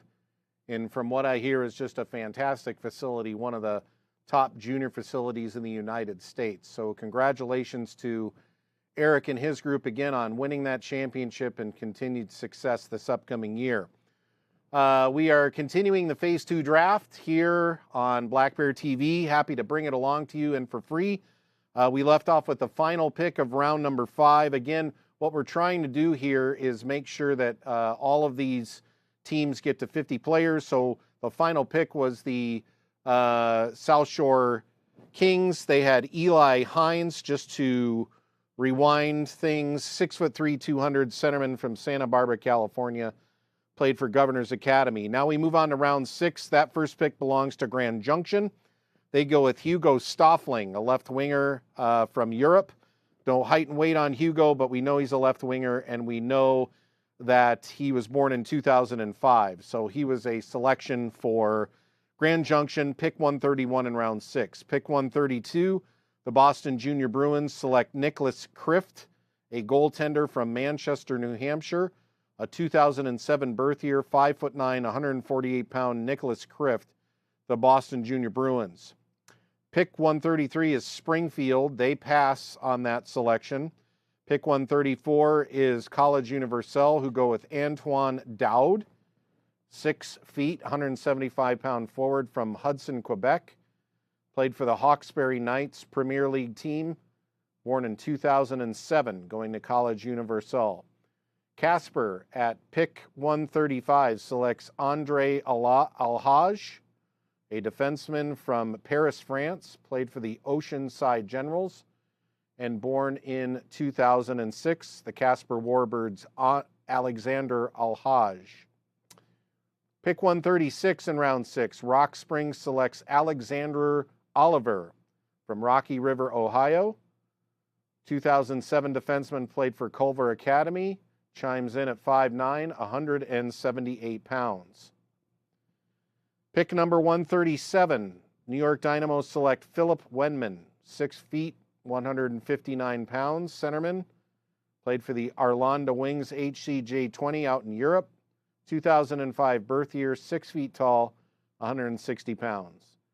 Pick 138, the Boston Rangers select Yaibin Yu, 6 feet, 170 pounds, right winger from Calgary, Alberta. Played for the Blind River Beavers this past year, 2006 birth year. Yaibin Yu, selected by the Boston Rangers. Pick 139 belongs to the Boston Junior Dogs. They select Vilton Ferdfelt. Got that right. Centerman from Djurgårdens IF out in Sweden, 18U team, 2007 birth year. Centerman, 5'9", 165 pounds, Vilton Ferdfelt for the Boston Junior Dogs. Connecticut Rangers up next, pick 140, Afe Rapp, left winger from Europe, played for Frölunda in Sweden this past season, 5'10", 150 pounds, Alfe Rapp, 2006 birth year to Connecticut at 140. 141 is the Wilkes-Barre Scranton Knights, they pass. 142, the Thunder Hockey Club, Liam Cardona, a forward from the Dallas Stars Elite 18U team, born in 2006, 5'9", 153 pounds. Pick 143, Westchester passes. So that takes us to pick 144.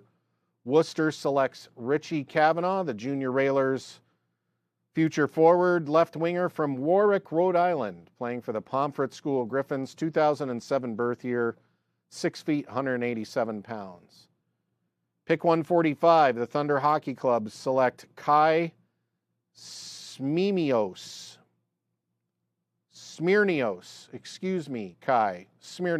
forward, Linfield, Massachusetts, Governor's Academy Governors.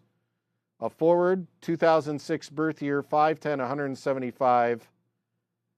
Kai Smirnios to the Thunder Hockey Club at pick 145. Pick 146, the Jersey Hitmen in round 6 selects Mason Montagna. Defenseman from Fulton, New York, played for the New Jersey Rockets 18U Premier League team. 2006 birth year, 6'3", 195, big boy.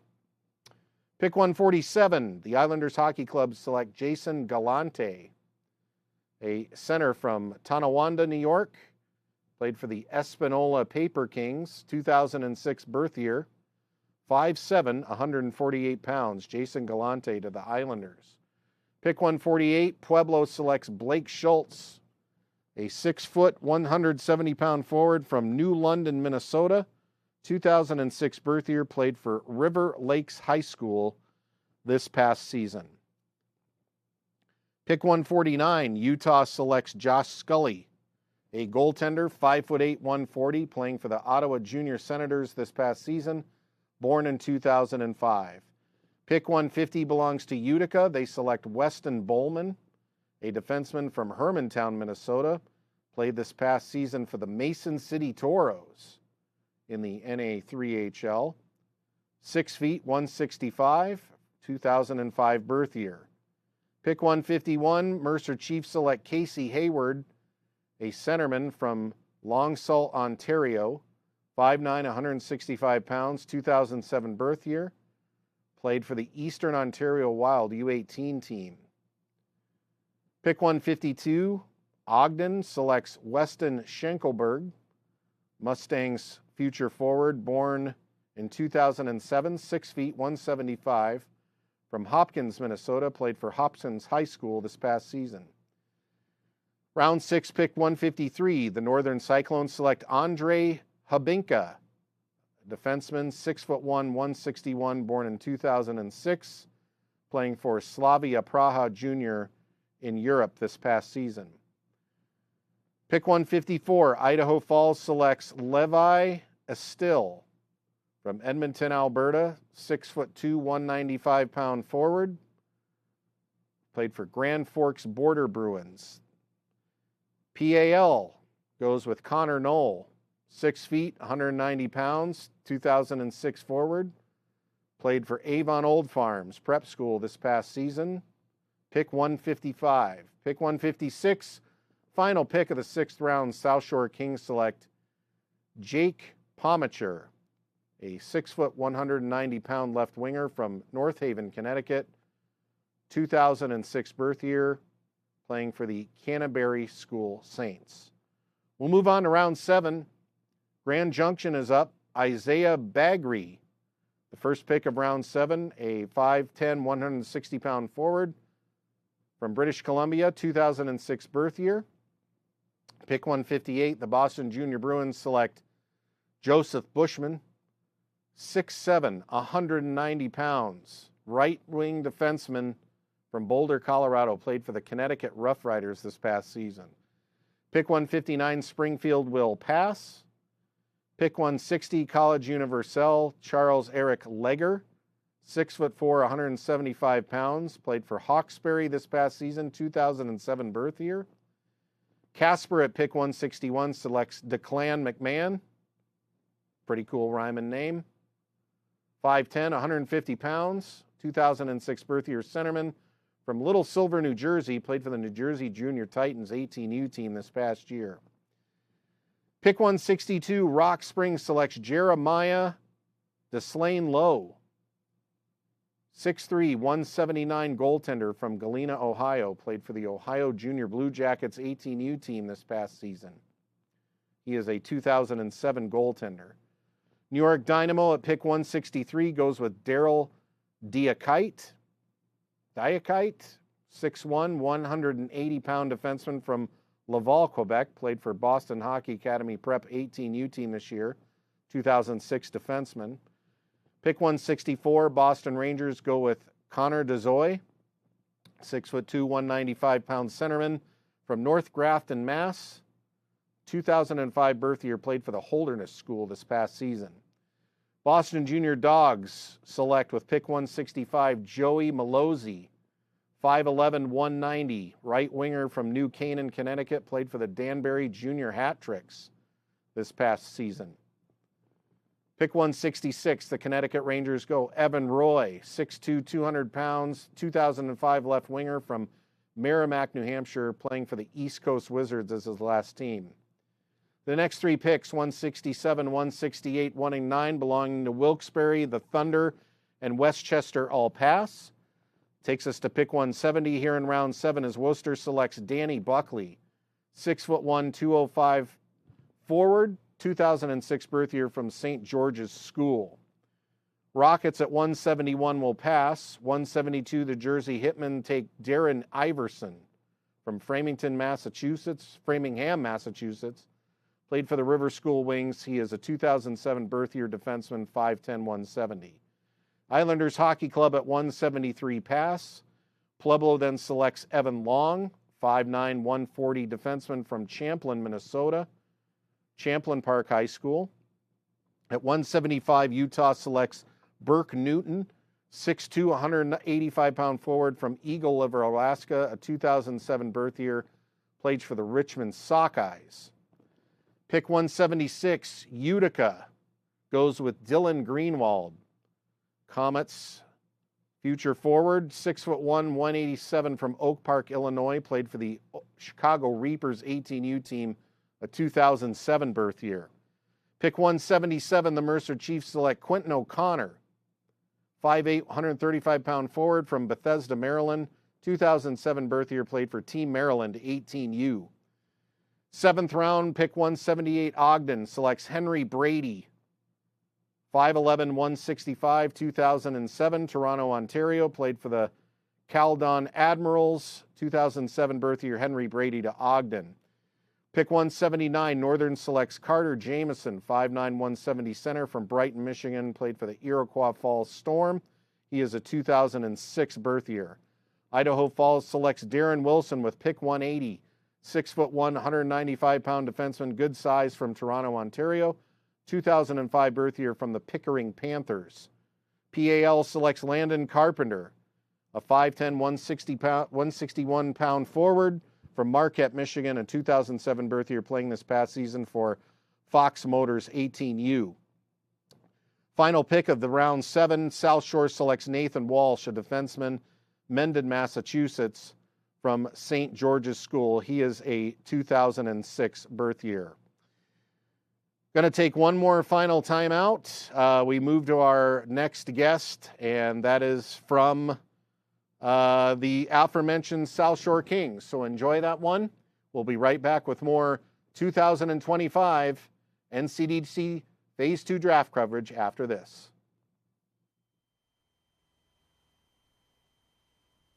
This is the 2025 NCDC Draft. I'm Alex Kyrias. Thank you for joining us here.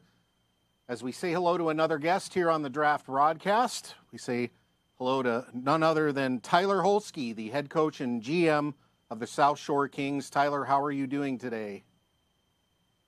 I'm doing well, thanks. Just as everybody else, gearing up for the draft. That's and, right.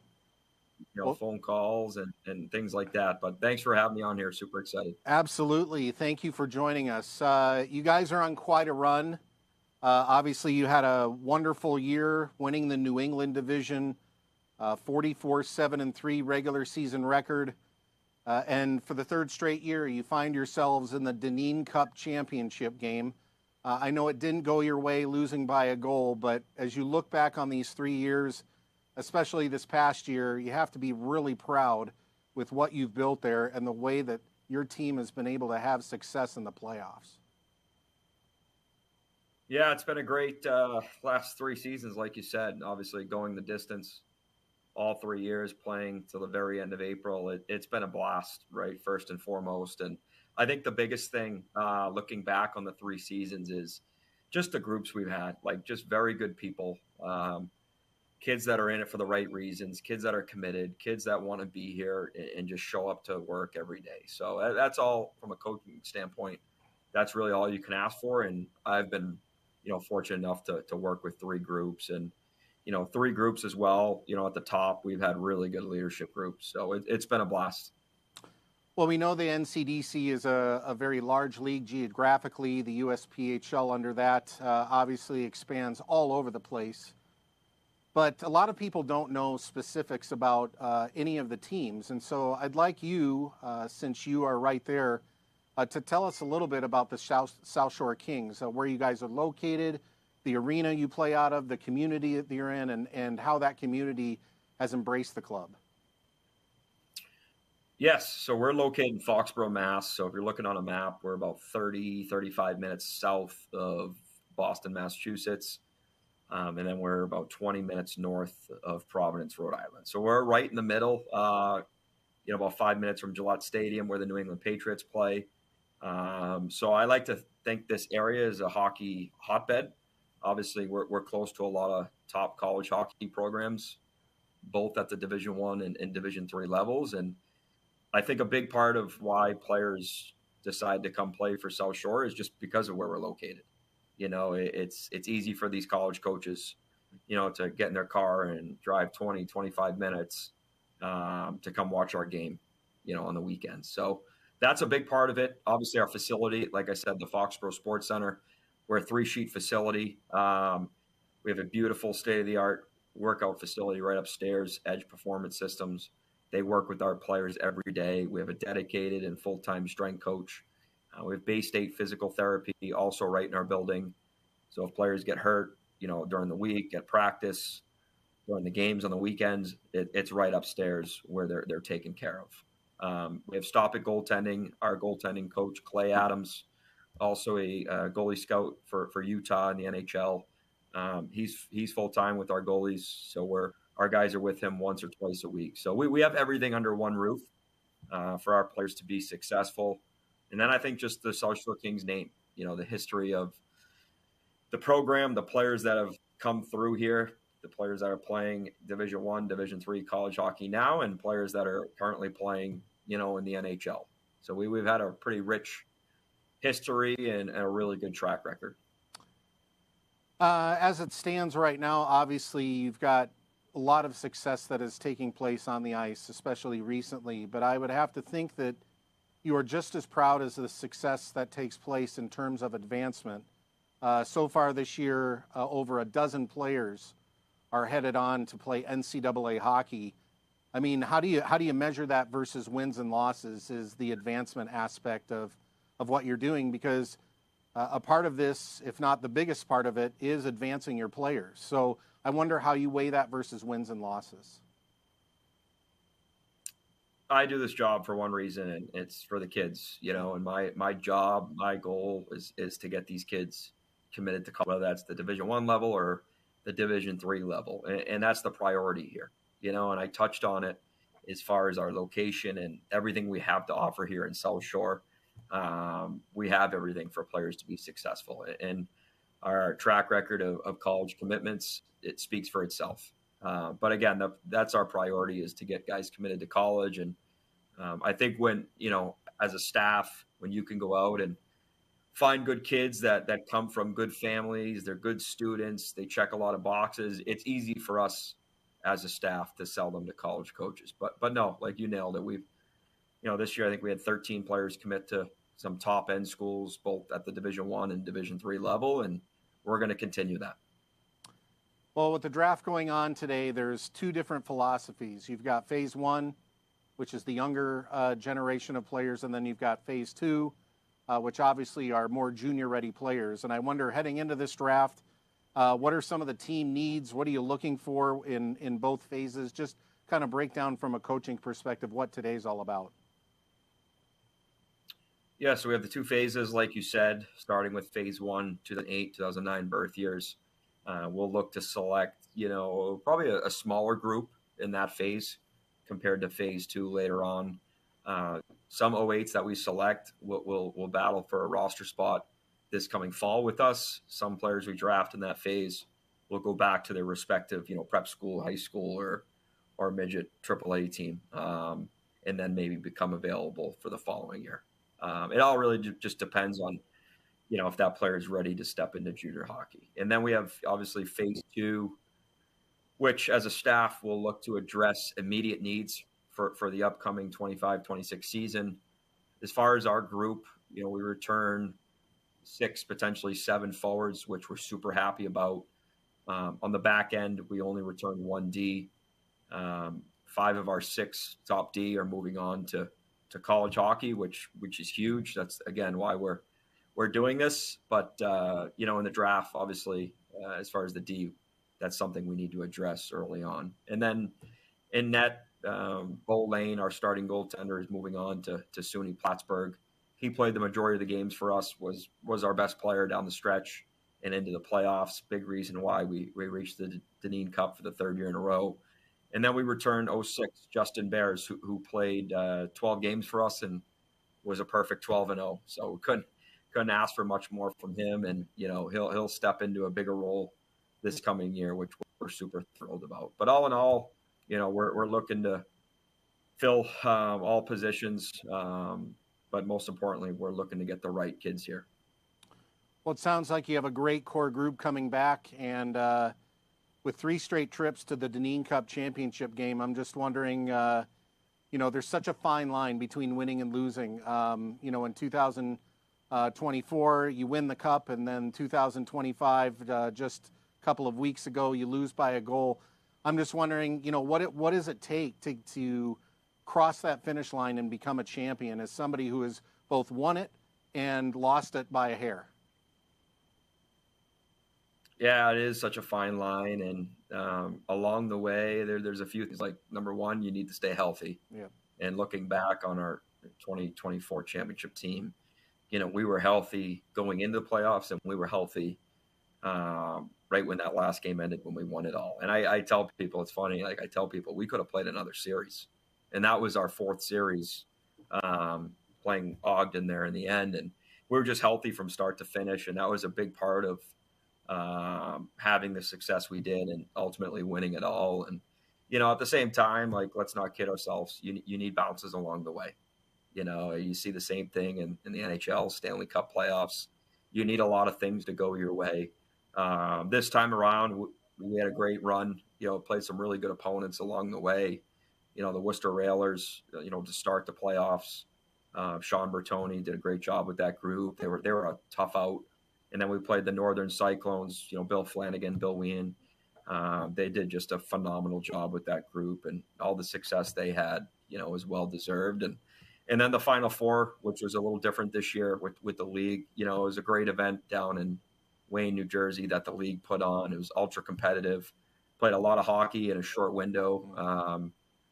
But yeah, it's a fine line, and playing Idaho in the finals there, they're a great team, great coach, well-structured, very organized, great goaltender, Charlie Durkin, did a really good job for them. But yeah, looking back, the 3 years, getting to the finals, just being able to play meaningful hockey games towards the end of March and all the way through April, it just, looking back on it, it's something that these kids will remember for the rest of their lives.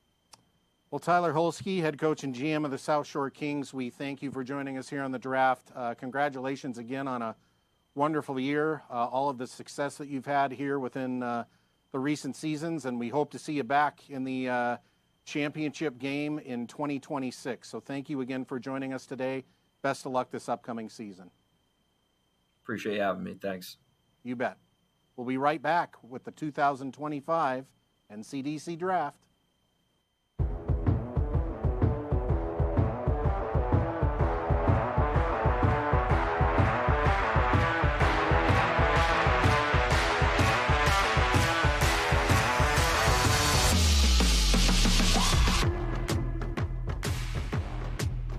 Welcome back to the 2025 NCDC Draft, Phase 2. My name is Alex Kyrias. I am your host today. It's good to have you along. Also, Director of Black Bear TV, the new home for the NCDC and the USPHL coming up in the 25-26 season. Well, we are in Phase 2, and first of all, we want to thank Tyler Holsky from the South Shore Kings for joining us. What a track record of success they had and consistency. 3 straight Deneen Cup championship games. I know it never Feels good to lose, but they gave Idaho Falls everything they had this past season after winning it the year before. So I would expect nothing less than to see them back in the 2026 Dineen Cup, as Tyler has the program humming there with South Shore. So thank you again to Tyler for doing that interview. We move on to round number 8, and again, we are in phase 2 of the draft. So phase 2, again, for those at home, are the 2005, 2006, and 2007 birth years. These are players that are probably a little bit more junior hockey ready than the phase 1 folks, but want to be sure to read all of these guys. We still have more picks going on, probably going to be on the air for at least another 20 or 30 minutes here with these picks. So let's get right into it as we go into round number 8. Again, the idea here for teams is to take their veterans, to take their tenders, and now to take their draft picks to equal a total of 50, which will provide them a protected list for the summer as they get into tryouts. So, first pick of round 8 belongs to Grand Junction.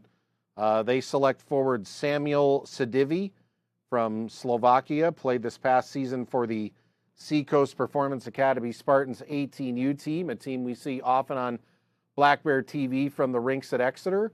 5'10", 168 pounds, 2007 birth year. Pick 184, the Boston Junior Bruins select Colin Ward, 6'1", 185, from Boston, Massachusetts, a centerman. 2006 birth year, playing for the Nauset High School Warriors this past season. Next up, Springfield, they will pass. College Universelle at pick 186 has Anthony Roy, probably Anthony Waugh, since he is from Levis, Quebec. College of Notre Dame Albatross U18 team, 5'9", 172, 2007 birth year. Round 8, pick 187, Casper selects Cody Neeson, a goaltender from Minnesota, playing for the St. Thomas Academy Cadets, a team that you often see in the state tournament up there in Minnesota. 5'10", 160 pounds, 2007 birth year. Pick 188 belongs to Rock Springs. They select Jonathan Golding, 6'1", 181 goaltender from Europe, 2005 birth year.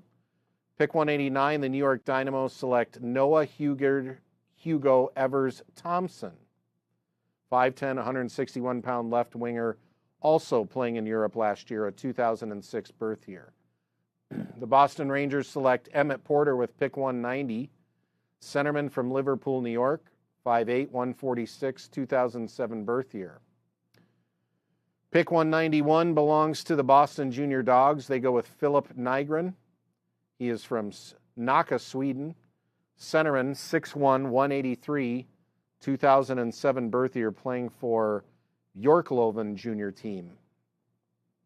Pick 192, the Connecticut Rangers select Noah Johansson, 6'2", 179-pound defenseman from Linkoping, Sweden, played for the Kung Alves IKJ20. So lots of picks here from Europe.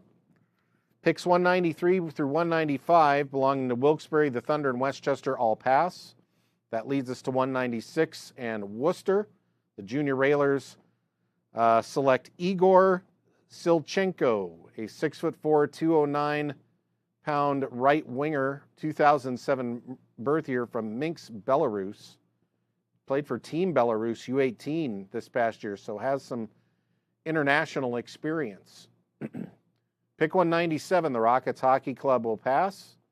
Pick 198, the Jersey Hitmen select William Kronberger, 6'2", 170, left winger from Oxford, Michigan, playing for the Oakland Junior Grizzlies this past year, 18U team, a 2006 birth year.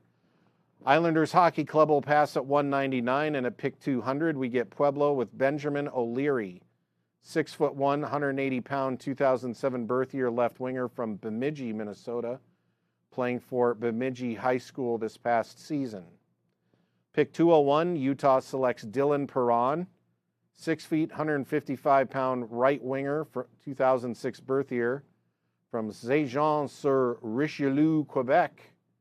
Played for the Montreal Blackvies Premier League team in the USPHL this past season. Utica, pick 202, selects Landon Hill, 5'10", 172 pounds, right winger from Appleton, Wisconsin. Played for the Madison Capitals 18U team this past season. He is a 2007 birth year. Pick 203, Mercer Chiefs select Jack Gurn, 5'6", 140-pound left winger from Montclair, New Jersey. 2006 birth year from Del Barton High School. Pick 204, Ogden. The Mustangs select Evan Longval, a 5'10", 165-pound centerman from Duxbury, Massachusetts. 2006 birth year, played for the Westchester Wolves 18U team this past year. Pick 205, the Northern Cyclones select Jasper Brophy, a goaltender.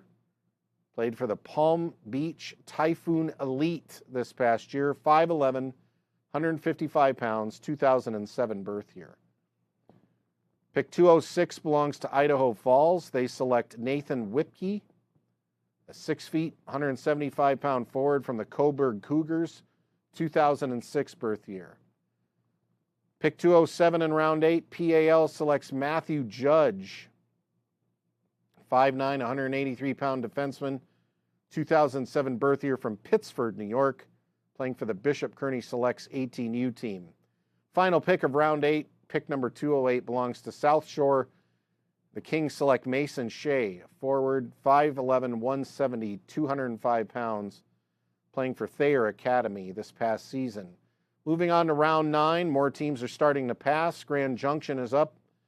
They select Milan Klein, 6'4", 194-pound forward, 2006 birth year, playing in Europe last year.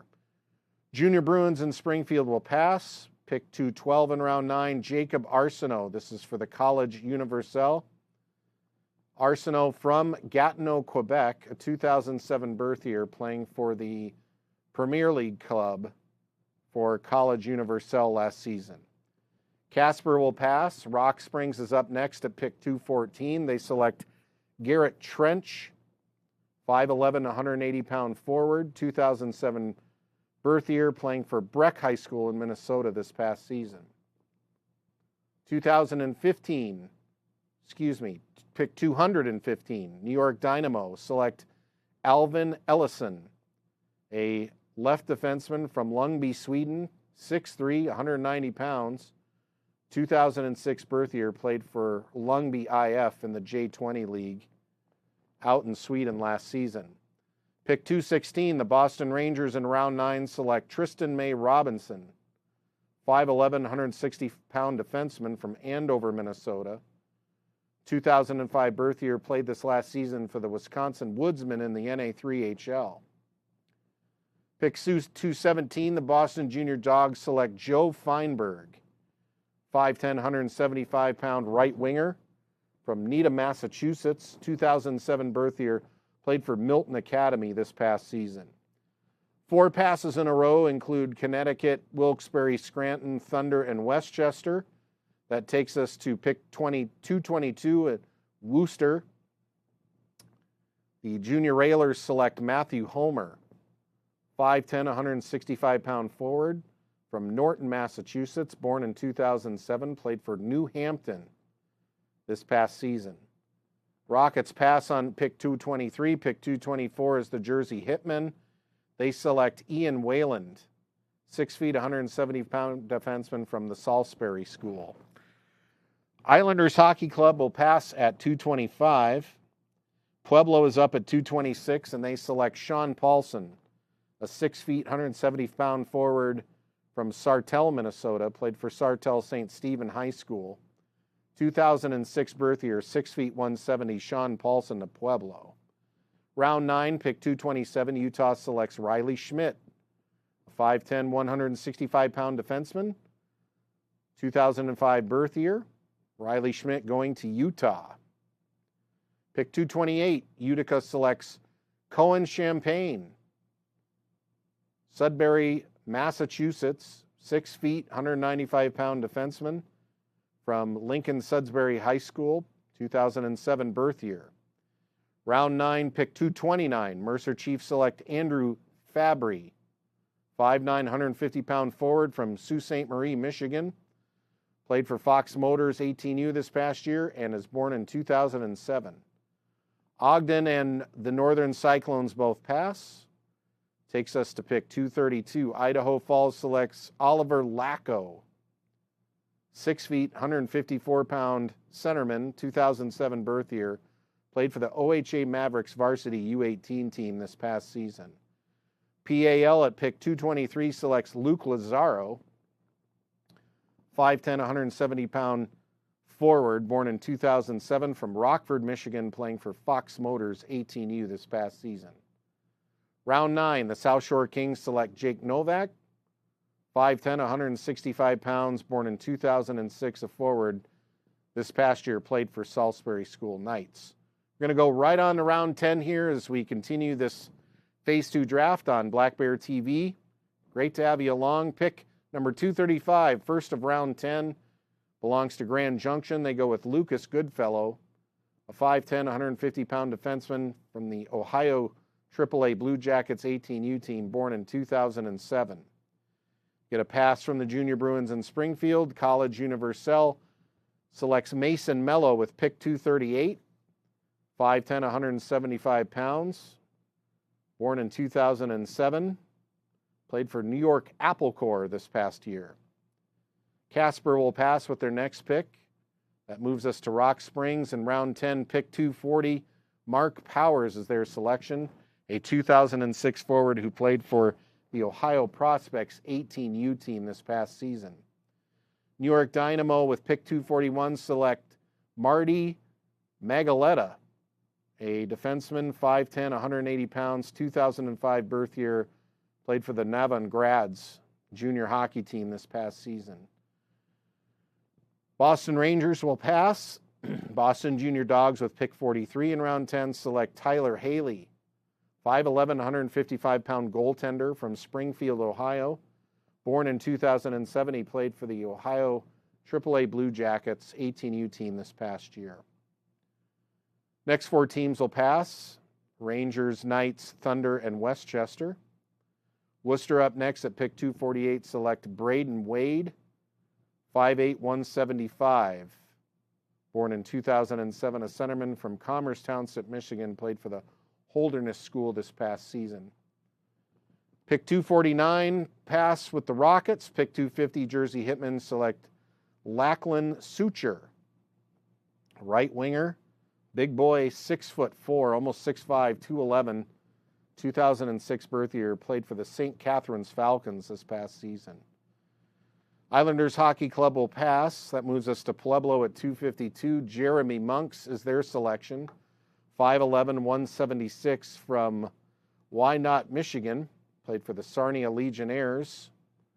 Pick 253, Utah selects Brady Kryek, a right winger centerman, 6'4", 192 from Yorba Linda, California. Played for the Winkler Flyers. He is a 2005 birth year.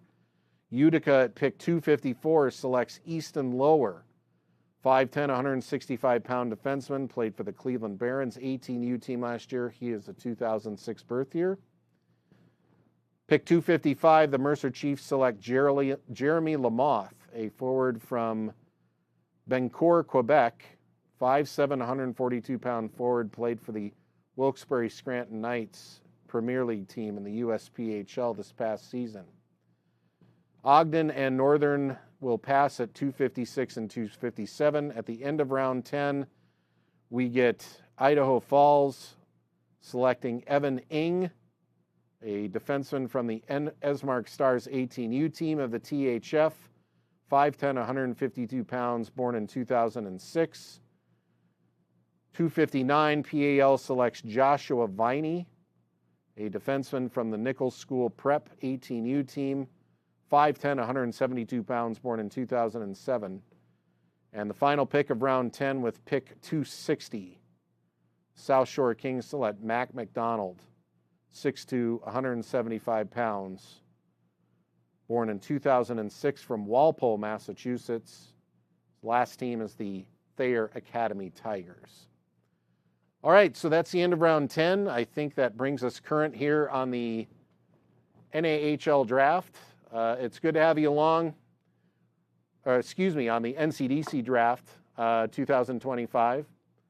Phase 2. Again, Phase 2, all about the 2005, 2006, 2007 players. These are junior hockey ready players, so most of these guys are ready to go right into juniors if they haven't been already. So it is great to have you on Black Bear TV. My name is Alex Kyrias. I'm your host as well as the director of Black Bear TV. It's been our pleasure to bring it to you today.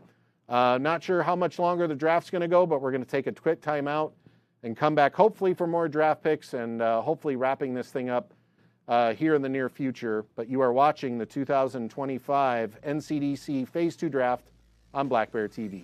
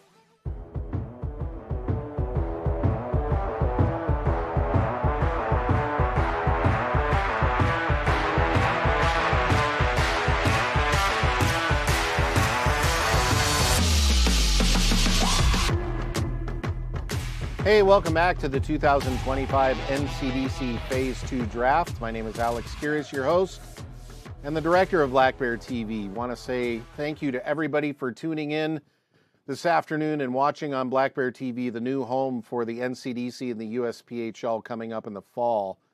All regular season, preseason, playoff, showcase, all-star games on Black Bear TV next season, and we are really excited to have you. By the way, package for that can be found on the Black Bear TV website at blackbearsports.tv.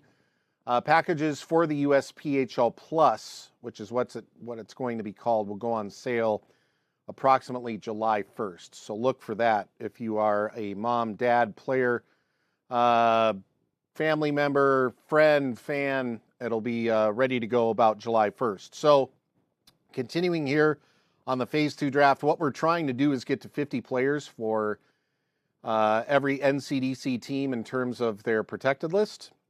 So we are on to round 11. About half the teams right now are passing, maybe a little bit more. So we are getting closer to reaching that point. Starting with pick 261. This is round 11. Grand Junction selects Sammy Kallian-Keeley. Hope I got that right. He is a forward, 2005 birth year. Played for the Vernal Oilers Premier League team last year. By the way, they won the championship there in the Premier League in the USPHL this past season. 5'9", 130-pound, 2005 birth year. Junior Bruins in Springfield pass. College Universal is up next at 264. Zachary McKeel, a defenseman from New York Apple Corps, is their selection. 6'3", 185 pounds, 2007 birth year. Casper and Rock Springs will pass. That takes us to pick 267. The New York Dynamo select Jasmine Tremblay from Val-d'Or, Quebec, playing for the Montreal Blackfees Premier League team in the USPHL. 5'10", 170 pounds, 2005 birth year. Rangers will pass at 269. The Boston Junior Dogs select Roger Williams, 6'5", 205-pound, 2007 defenseman from the Cleveland Barons 18U team. Next four teams will pass. Rangers, Knights, Thunder, Westchester, all pass, leading us to pick 274. Worcester Junior Railers select Marcello Martinelli, a defenseman from the Tabor Academy Seawolves, 2006 birth year defenseman, 5'9", 155 pounds. Pick 275, the Rockets pass. Pick 276, the Jersey Hitmen select Merrick Rogers, a forward from the Boston Hockey Academy 18U team, 5'11", 135 pounds, born in 2007. Islanders Hockey Club will pass. Next two picks, the first Pueblo at 278 select Joshua Granowitz, a center from Plymouth, Michigan, 6'1", 166-pound, 2006 birth year, played for the Sarnia Legionnaires last year. And to pick 279, Levi Kozma, selected by Utah. Pick 279 from Scottsdale, Arizona, 2005 birth year. 5'11", 170 pounds, played for the Devon Extreme. Utica at 280 will pass. Mercer at 281. The Chiefs select Ilya Guliak from Kiev, Ukraine, 2005 birth year, 5'11", 170 pounds. Ogden and the Northern Cyclones will pass, taking us to the final three picks of round 11. Idaho Falls selects Nolan James Mix from San Jose, California, a forward, 6'1", 174 pounds, and this past season playing for the Wisconsin Woodsmen in the NA3HL. Pick 285, PAL selects John Scharf, a 2006 forward from Mastic Beach, New York, 6'2", 180 pounds, played for Lovell Academy 18U team this past year. Final pick of round 11. The South Shore Kings select Zachary Buffon, a defenseman from Upton, Massachusetts, 6 feet, 175 pounds, 2006 birth year, playing for Mount St. Charles Academy 18U team this past season. That moves us on to round 12. Getting deep into the draft now. These are deep afternoons here on Black Bear TV. We're glad that you are sticking with us and joining us, maybe waiting to hear the pick and the players out there eagerly anticipating, will I be drafted? So we appreciate you sticking with us now over 2 hours and 18 minutes into this Phase 2 draft. As we move on to round 12, let's do it. Grand Junction selects Kyson Lindsay, a defenseman, Calgary, Alberta, Wenatchee Wild Hockey Academy U18, 6'1", 153, born in 2007. Moving on in round 12, we get passes from the Junior Bruins in Springfield, which leads us to College Universal at 290, Patrick Lambe. He is a 5'11", 178-pound defenseman, born in 2007, Bishop's College Bears varsity U18 team, his last stomping grounds. 291 and 292, Casper and Rock Springs will pass. 293, excuse me, moving to New York Dynamo, Benjamin Dalto, a 6-foot, 155-pound forward from Saratoga Springs, New York. He played for the Albany Academy Cadets, and he was born in 2007. The Rangers will pass. At 295, the Junior Dogs select Evan Hoagland, a forward, 6'1", 160 pounds, 2006 birth year, played for the Sioux Indians, 18U team this past season. The next four up will pass: Rangers, Knights, Thunder, and Westchester. Worcester is up now with pick 300, Kyle Green, 5'10", 155-pound centerman from Paradise, and that's Newfoundland, by the way. 5'10", 155 pounds, 2006 birth year, played for Milton Academy. The Rockets pass, and then the Jersey Hitmen at pick 302 select Zachary Rushton, a forward from Fredericton, New Brunswick. Played for the Chaleur Lightning, 6'3", 196, big boy, and a 2007 birth year. Islanders will pass. Pueblo up next at 304. Emmett Ryder, forward, 6'2", 170 pounds from Maple Grove, Minnesota, playing this past season for the Granite City Lumberjacks in the NA3HL. Pick 305 here in round 12, Utah selects Jack McClellan, a defenseman, 5'9", 175 pounds from South St. Paul, Minnesota, born in 2006, saw time in the NAHL this past season with the Oklahoma Warriors. Moving on in round 12, get 4 straight passes from Utica, Mercer, Ogden, and Northern.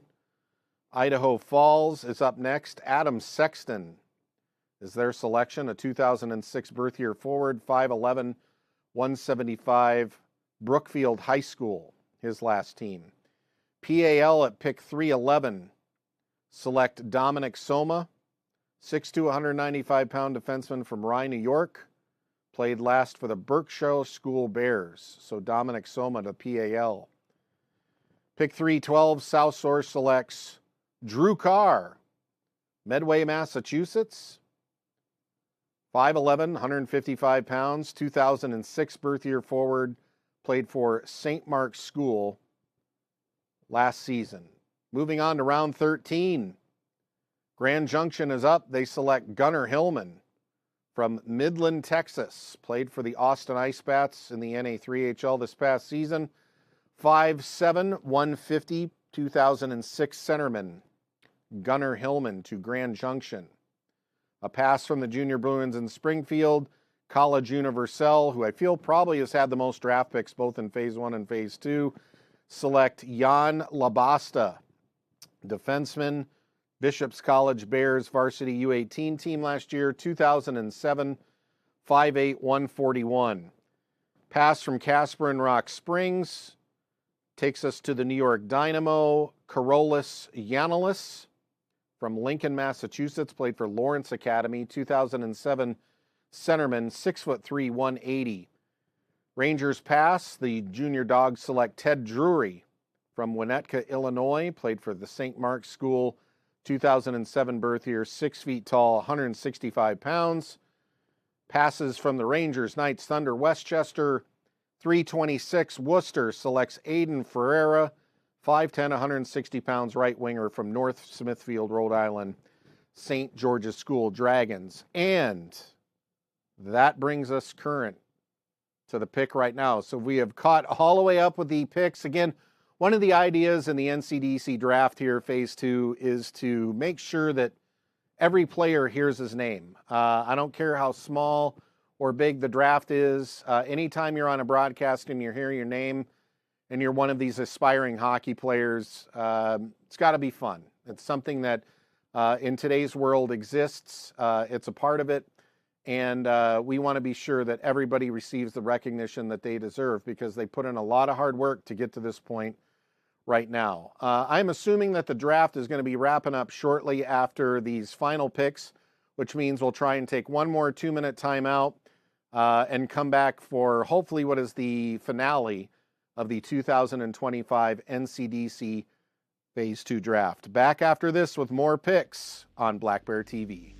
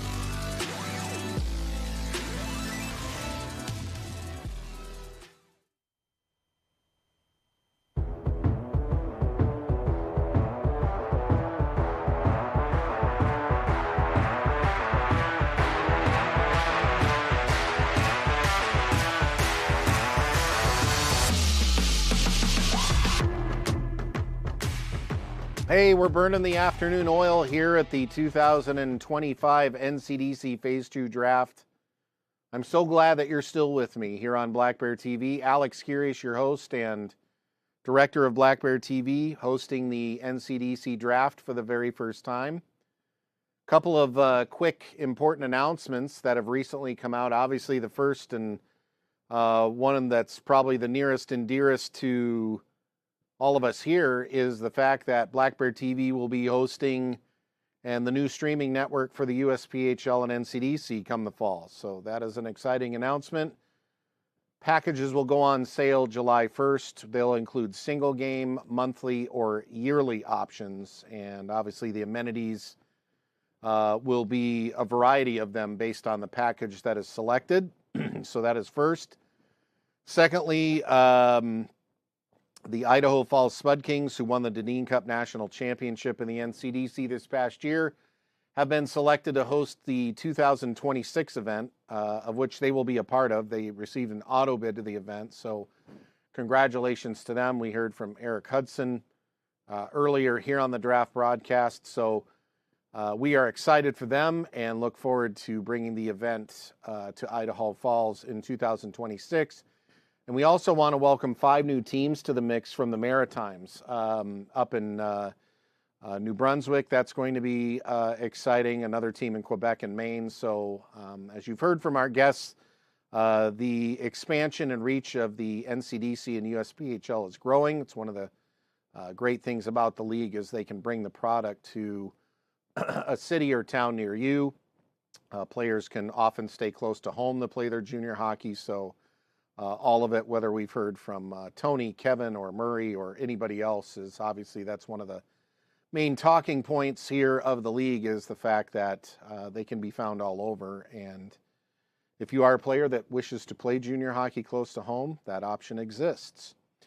So to get back into the draft here, again, what we're trying to do is make sure that all these teams get to 50 players, and it's on a protected list. So that protected list can feature your veterans. It could also feature the tenders that are out there. Tenders are essentially a contract that a player signs that simply says if he's going to play in the NCDC, then that particular team owns his rights.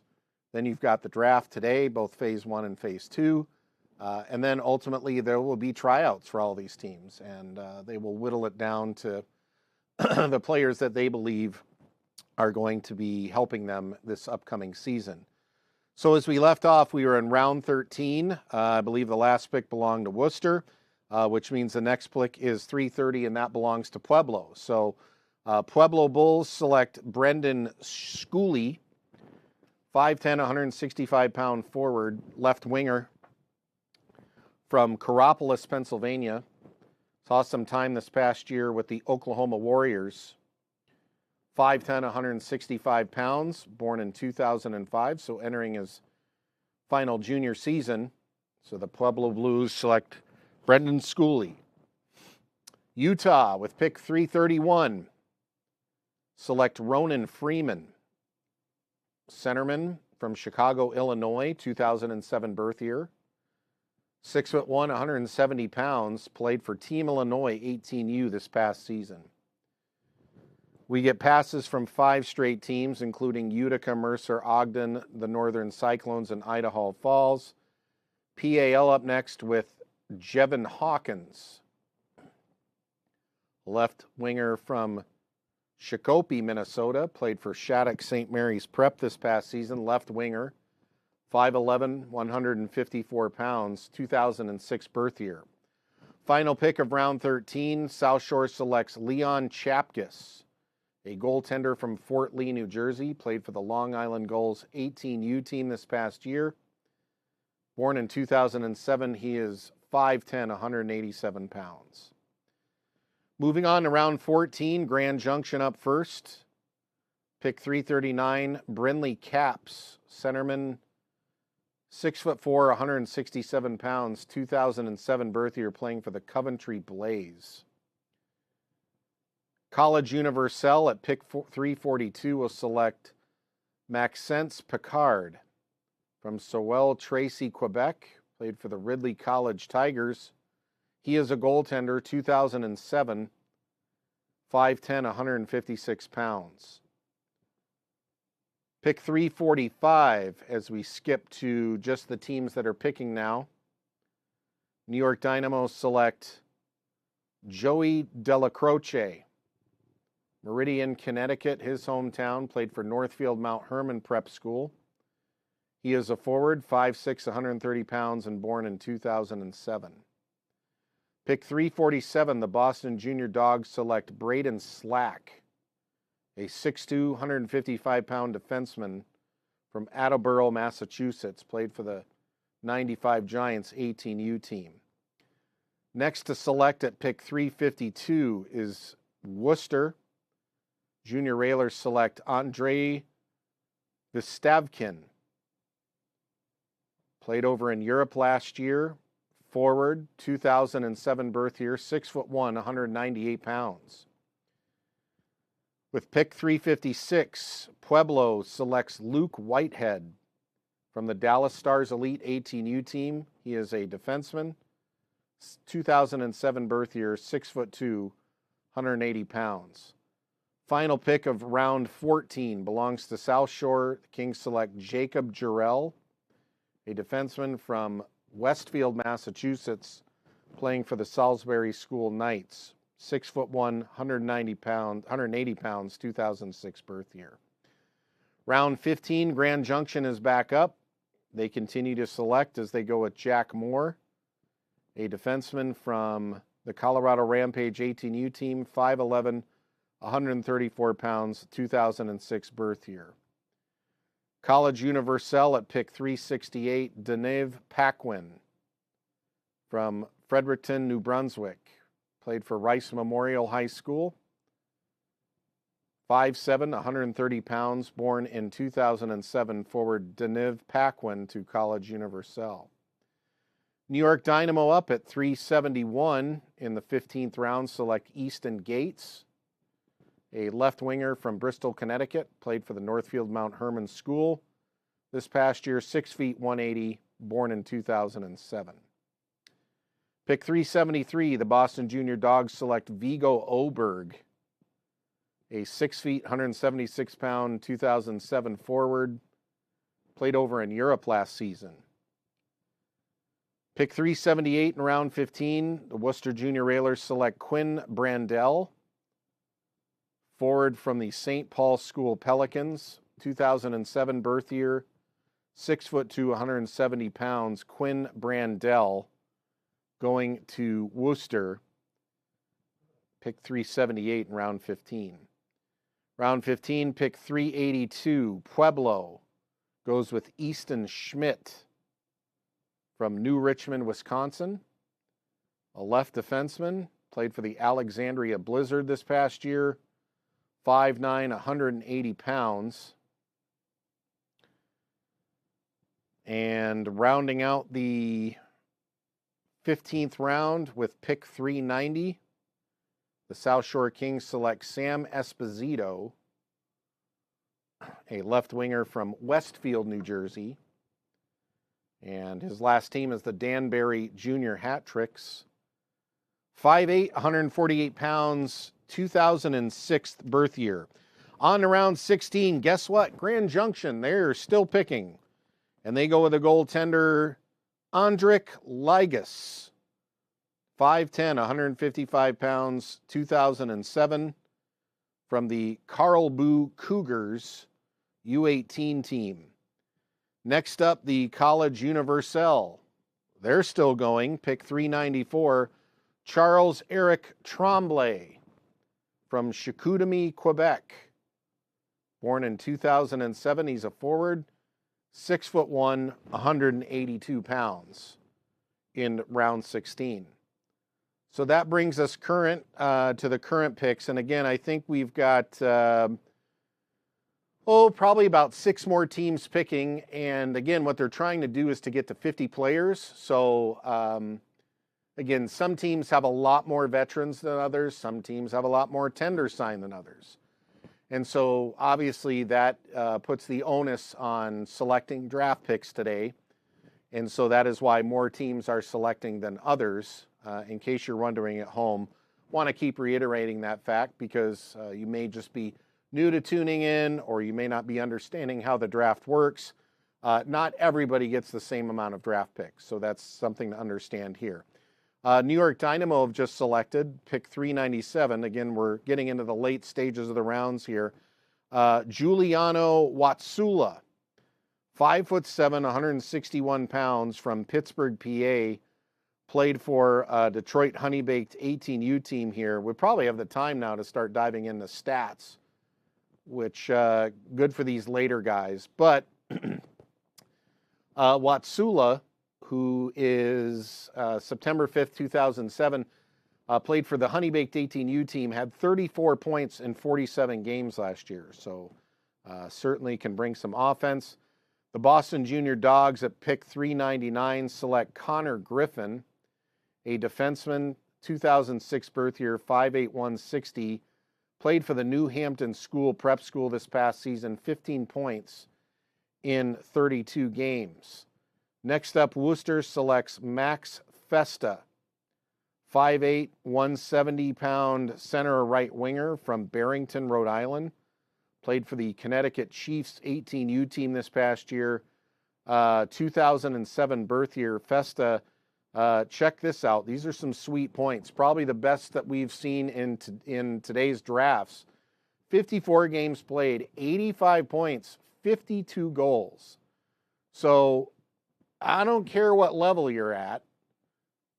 Clearly here for the Connecticut Chiefs 18U team, but no matter what level you're at, if you're scoring a goal a game, my guess is you're going to do it at every level that you're at. So that's a pretty good pickup there. I like it by Worcester. Max Festa, not only does he rack up a lot of points, but he's a goal-a-game guy. So in the late stages, these gems can be found. You never know what they're going to be taking. All right, Pueblo is up next. Pick 408. Brock Fairbanks is their selection. Brock is a 2007 birth year forward. Played this past year for Gentry Academy. 5'10", 140 pounds. And for Gentry Academy, which is a high school program up in Minnesota, he had 38 points in just 16 games. So, again, another guy that can put the puck in the net. And that is a nice pickup for Pueblo there in the 16th round. All right, time for another timeout as the draft picks have come to a halt. So we'll find out where we're at after a couple of minutes. But thank you again for joining us here on Black Bear TV. We'll be right back for more 2025 NCDC Phase 2 draft coverage right after this.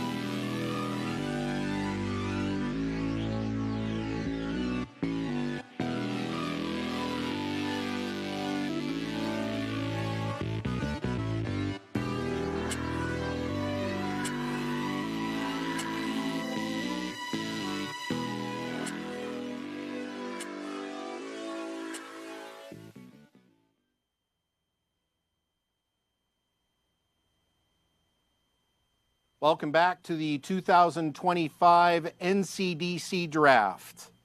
My name is Alex Kyrias. Good to have you along today.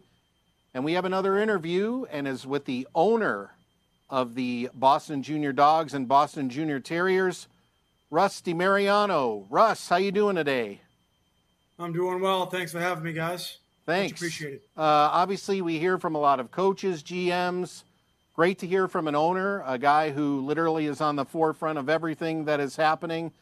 I know this past year was your first foray into the NCDC, albeit a half a season. Just wondering how that experience was once you joined the league, and overall what you took away from last season. Yeah, and the transition actually was quite smooth. Everyone in the USPHL was fantastic to work with, and despite the turmoil and everything else and the speed bumps it took to get there, they really ironed out a nice pathway for us. And, we got into the league and we realized how difficult the league was and had to make some adjustments. I was actually on the bench this year as well. I won't be next year. But so just being there in the forefront and seeing the adjustments we had to make. And we made some adjustments, probably a month or two into the season, into our season, in that split season, which really helped us along the way and be more competitive to really align us properly for going in full steam at the beginning of next year and also into this draft as well.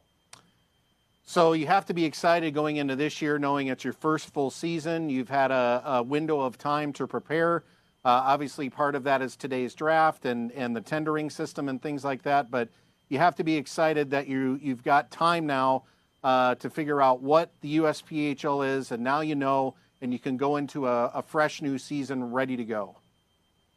Absolutely, for sure. I mean, I guess it was a good, I don't want to use the term trial run because, we had stuff to play for and the boys were playing their hearts out, but it really did align us on the right track to be competitive next year. And I think we're going to be there. I think we're going to be extremely competitive, and our staff and our team and my head coach and GM Cody Gonyu is working extremely hard behind the scenes for this draft. And he knows our expectations. We don't apologize for having high expectations.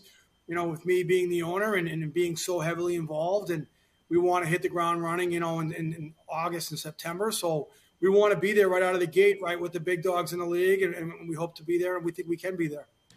One of the things we're doing here on our interviews today is with each team, we're talking about team specifics. And that means that you can look anywhere on a USPHL or an NCDC map and see a team and a logo.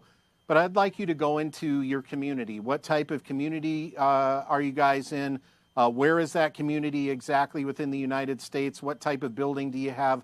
Just the specifics so people can get a little bit better of idea of the Boston Junior Dogs. Yeah, thanks. I mean, we were all about culture, and and I coach at the college level as well, and I've been involved in the NCAA for a long time. And our locker room at the college level it's one big family, and we try to bring that same mentality to the Junior Dogs. And everyone is a brother in that room, and they do everything together. We spend a good amount of time at the rink. Coach Garney does a great job. From when they get to the rink and their routine and working out with our strength and conditioning coach and working out with our nutritionist, then having their ice time and then doing pre-scout or post-scout and then, doing some weight room time, doing some playbook time. And then they're actually all spend time together after that, whether that be back at the apartments and eating together or going out and going for a hike together. We're big on community as far as family and as far as being one, and no one's above anybody on that team, whether you have a letter on your jersey or not. It doesn't really matter. It's all led by example. Your ice time is earned in practice, and our practices are ultra competitive. And we get that from my college team. And those guys, they are competing for time on ice or even to be in the lineup. So, you can see that competitive drive in those practices, and then they get off the ice and that brotherly community, reconnects. And it's just a really good culture to be a part of. If the first question I ask at the college level, the first question we ask of our junior players, we know they're good enough. If we're looking to draft them today, or if we've already signed them or whatever, we know they can play. We want to know what guy we're getting in the locker room. We want to know what they're like in the shirt and tie or the street clothes or the baseball cap. Who is Alex or who is Russ Mariano? Tell me what your personality's like. And those guys that are doing the community service and those guys that have the good grades and those guys that, take care of their family and that are holding the door open for their grandmother from 300 yards away at the rinks, those are the guys that we want. And, the guys that are dressed like professionals and look you in the eye and shake your hand like a man. And, that's because, again, that's just the way it's going to be at the college level. So that's the way we run things there at the Canton Sportsplex and the Junior Dogs. Give me an organizational philosophy statement on how important winning is versus advancement. For me, the rule number one is development. I still believe at this age group, and even at the college age group and at the pro age group, everyone's still developing. And you look at, the Sidney Crosby of the world is still out there working on his craft, right? So you always got to be developing, and you have to put that time in. If I'm giving you free ice or extra ice, we love to see our guys stay out there and work on face-off draws or getting pucks off the half wall, or whatever it is. For us, number one is development. Because we believe, if you take a classroom perspective from it, if your nose is in the books, then your nose is going to be in the playbooks. If your nose is in the playbooks, you're going to pick up our systems. The wins will come by default. But if you're not developing and you're putting that work in when no one's looking, that's where the real work is done. When no one's really watching, are you going home? Are you playing Xbox? Or are you going home and are you studying the playbook? Are you going home? Are you shooting an extra 100 pucks? Are you going home and you're putting a little extra work in? That's really what we're all about. Our philosophy is we call it 2 feet on the bus and chop wood, carry water.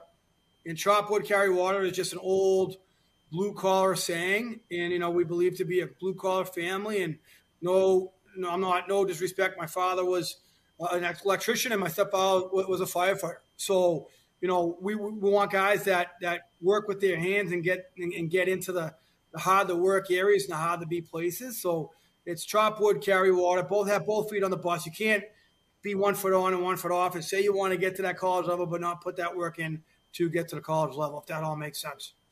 It does. And you mentioned right before we started talking that you not only oversee the Boston Junior Dogs, but the Boston Junior Terriers and the American Hockey Academy. Wanted to ask real quick how important it is to have that youth structure under that junior structure, not only for development, but having something for these younger kids to look up to, whether it's, the midget programs, the junior programs, but when they're 8 or 9 years old, not only do they have the quality coaching and program in place and structure, but they also have a higher level of hockey that, they can become fans themselves and envision themselves into, that potential level one day.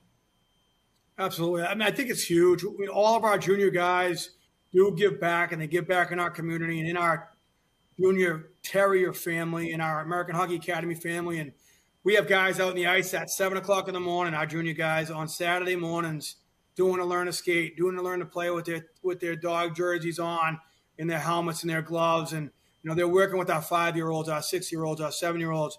And then those kids are coming to the games and they're high-fiving the boys coming out of the locker room, and they're cheering the boys on up in the stands. And it's a really cool thing to see. And in both ways, for the younger guys to be at the games and see their big brothers and the big boys playing. And it's a really cool thing. You'll see we'll have a Squirt major team playing or a Pee Wee minor team playing before a junior game. And our junior guys are out there cheering on the little junior Terrier guys. And it's just a really, really good, close-knit community. And to see the older guys get involved with the younger guys look up to the older guys. We make sure we intertwine the two, I think, for the benefit of both, for these young men that we're coaching at the junior level, but also for the aspirations of the kids at the younger level. Well, we wish you luck in the draft today. It certainly is great to have you as a first full season coming up. It was great to work with you this past year, and we wish the Boston Junior Dogs all the luck in the world in this upcoming season, and we know they're in good hands with your ownership, so thank you again. I appreciate that. I appreciate the kind words and appreciate everybody in the NCDC that's been so welcoming and so helpful to us. It's truly appreciated, and we look forward to a great full year next year. Absolutely. Thank you. That is Rusty Mariano, owner of the Boston Junior Dogs and the NCDC, joining us here on the broadcast. We'll be right back with more 2025 NCDC draft coverage right after this.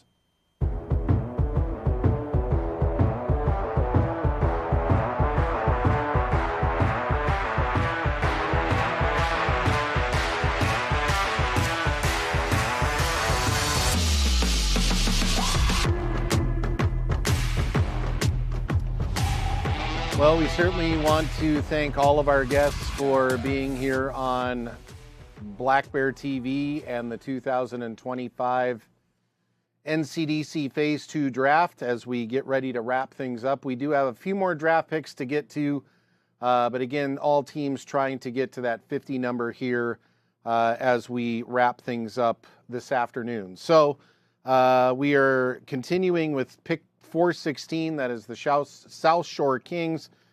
They select Alex Gomes from Ludlow, Massachusetts. Cushing Academy Penguins, 6 feet, 207 pounds, 2006 birth year left winger. That means we're on to round 17, Grand Junction. We'll select Tyson Matthews, a defenseman from Vernon, BC. The LaRange Ice Wolves was his last team, 2006 birth year, 6'3", 195 pounds. College Universelle goes with Milan Trunia from the Czech Republic, played for Bishop's College Bears varsity U18 team, 2006 birth year, 5'7", 177 pounds. New York Dynamo with pick 423 select Gaines Klontz. From Denver, Colorado, Canterbury School Saints, 5'11", 170 pounds, born in 2007. Boston Junior Dogs select Evan Nee. We just heard from Rusty Mariano, their owner, from Arlington, Massachusetts, played for the St. Mark's School. 5'9", 165 pounds, born in 2007. Worcester selects J.R. Goldstein, 5'9", 155 pounds, left defenseman from Danvers, Massachusetts. St. John's Prep, his last squad. Round 18, Grand Junction continuing, pick 443, Aiden Aojak from Eagle River, Alaska. Played for Vermont Academy this past season, 5'11", 175, 2007 birth year player. New York Dynamo selects Cooper Hosmer from Andover, Massachusetts, 5'7", 155-pound forward, 2007 birth year, playing for Milton Academy this past season. Boston Junior Dogs select Xander Schulte, not the golfer, but Xander Schulte, a right winger from Onaway, Alberta, 6'1", 206 pounds, 2005 birth year, played for the Devon Extreme this past season. Worcester up at pick 456, Ethan Figueiredo, a center from Hudson, Massachusetts, 6'1", 170 pounds, 2007 birth year, played for Mount St. Charles Academy this past season. Moving on to round 19, pick 469, Grand Junction, Keen Tolle, a left winger, 2007 birth year, played in Europe this past year for Houdingi IK, J18 League. New York Dynamo selection, Braden Nelson, 5'11", 150 defenseman from Excelsior, Minnesota. 2007 birth year, played for the Bishop Kearney Selects, 18U team. Boston Junior Dogs at pick 477, Braden Leonard, 5'9", 140 pounds. Forward from Detroit, Michigan, 2007 birth year with the Oakland Junior Grizzlies 18U team this past season. Worcester, pick 482, Tyler Spokane, goaltender from Williamsville, New York, playing for the Danbury Junior Hat-Tricks, a 2005 birth year, 6 feet, 170. Rolling on here in the 20th round of the 2025 NCDC Phase 2 draft. Just a few teams left drafting. Try and get to most of these picks here before we wrap up. Grand Junction selects Otero Inoue, a defenseman, 2007 birth year, playing for the Wenatchee Wild Academy 18U team. The Dynamo is up next. Gino LaRusso, a forward from Denver, Colorado, 6'2", 185 pounds, Canterbury School. Boston Junior Dogs, Anthony Palmer, 5'10", 160-pound goaltender from Winthrop, Massachusetts, played for Avon Old Farms. He is a 2007 birth year.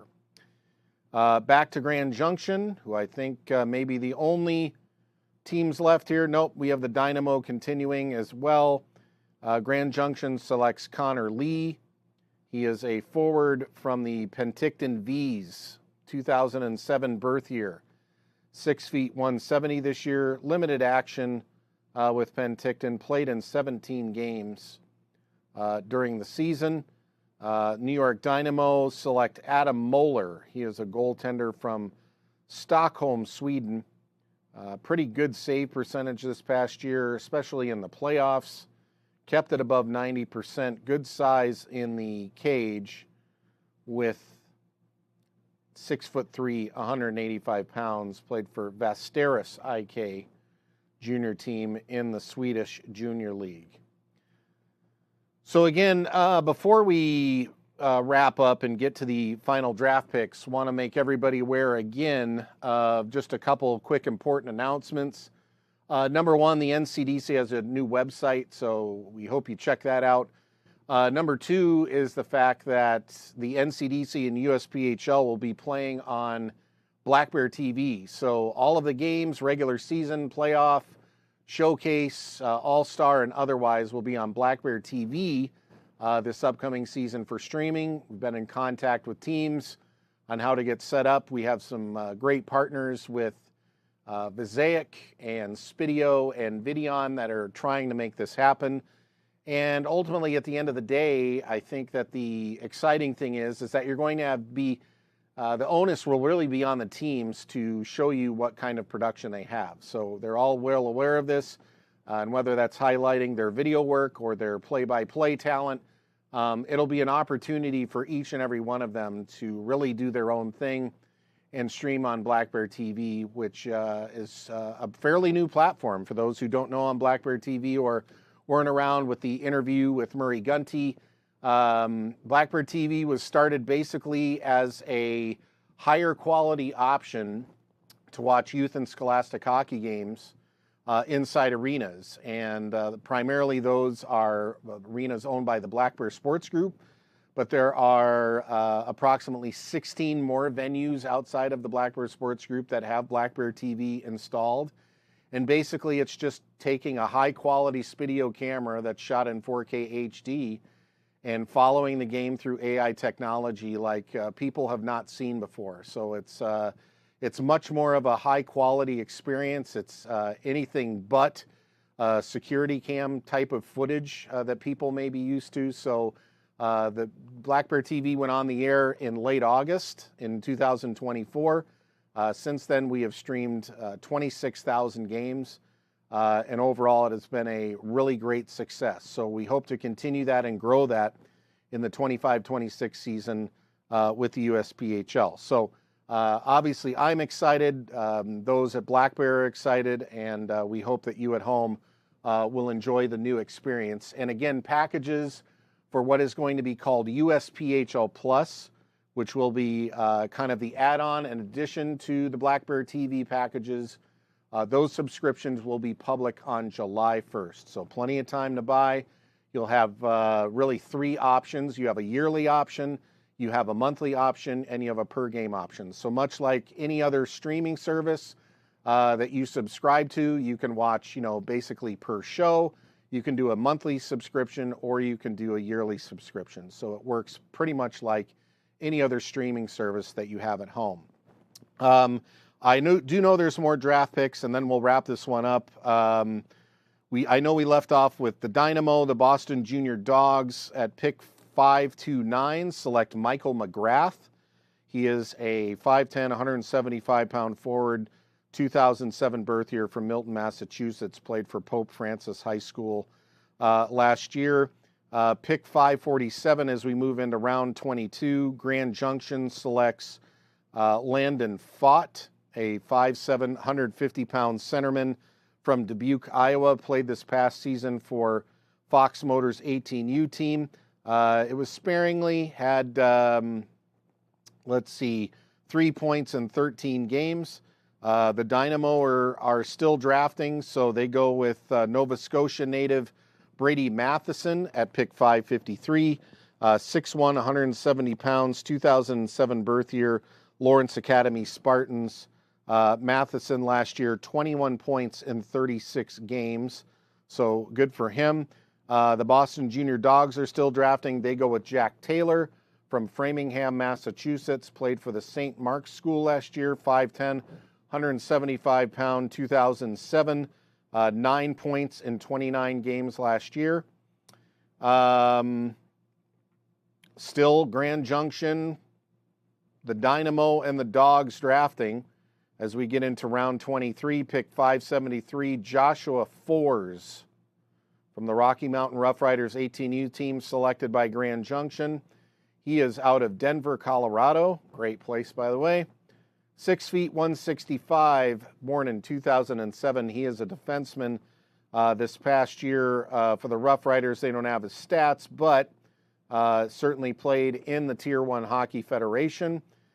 Dynamo with pick 579 go with Robbie Daly, 6 feet, 170 pounds from North Reading, Massachusetts. Governors Academy Governors is his last team. This past season, 36 points in 29 games. Not bad, Robbie. Good work. Next up, the Boston Junior Dogs selects Max Santos from St. Mark's School and Evanston, Illinois. 5'10", 160 pounds, 2006 birth year.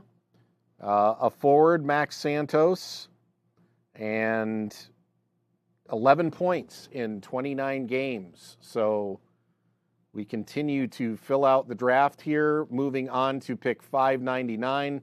Again, not truly number 599. It's just that all of these passes count as picks, but we are into the 24th round. So you can see the draft is certainly, for teams like Grand Junction, like the Dynamo, like the Dogs, they have got a lot of draft picks to fill out these teams because, again, they may have not used the veteran list. They may have not used the tenders. They may have not used a lot of picks in the Phase 1 draft. The Phase 2 draft could be one that say we're going to have a older team. So that is one of the things of this draft is that you never know what's going to happen really until it happens, and they're rounding out their picks. Owen Wilkinson is the next selection for Grand Junction. He is from Dawson Creek, British Columbia, played for the LaRange Ice Wolves, born in 2006, 5'6", 155. Next up, the Dynamo, Owen Mulhern, with pick 605, 6'1", 175 pounds. Forward, St. George's School Dragons, born in 2006. Boston Junior Dogs are next. Cody Betch. Let's hope the voice holds out. Let's hope right now. We're getting close. 5'11", 185 pounds. Temecula, California, played for the Northwood School Prep Huskies this past year, 2007 birth year, had 11 points in 59 games. Moving on to round 25. Grand Junction, the Dynamo, and the Dogs just going late into the afternoon here on the Phase 2 draft. Orion Pezek is Grand Junction's selection, pick 625, 5'8", 155 pounds from Highland Park, Illinois, Arizona Junior Sun Devils. 5'8", 155, born in 2007. This past year, 11 points, 35 games. Not bad. Dynamo select Tanner Smith, a forward from Hilton, New York. Played for the Albany Academy Cadets. Good size at 6'3", 200, 2007 birth year. 9 points in 32 games this past season. Boston Junior Dogs select Kevin Betch, 5'11", 185 pounds from Temecula, California. Played for the Northwood Prep Huskies. Betch this past season, 7 points in 41 games. Previous experience with the LA Junior Kings. Grand Junction is back on the clock, and with pick 651, they have selected Wang Hong Lee, 5'11", 172 pounds, defenseman, 2006 birth year. Lee played for the South Korean team at the World Championships, got 5 games in, so he played for South Korea in both the 2023 and 2024 World Championships. And that's pretty cool because I don't care really what kind of World Championships they are, be it, the World Juniors that we all know and see, or the lower levels. The fact that, he represented his country and got to participate in World Championships is probably one of those experiences he'll remember for a lifetime. So that's an interesting pickup by Grand Junction. The Dynamo select Maxim St. Pierre from Newmarket, New Hampshire, 6'2", 160-pound defenseman, born in 2006. Doesn't have any stats per se on our chart here to talk about. And the next player that's selected is Grand Junction as well.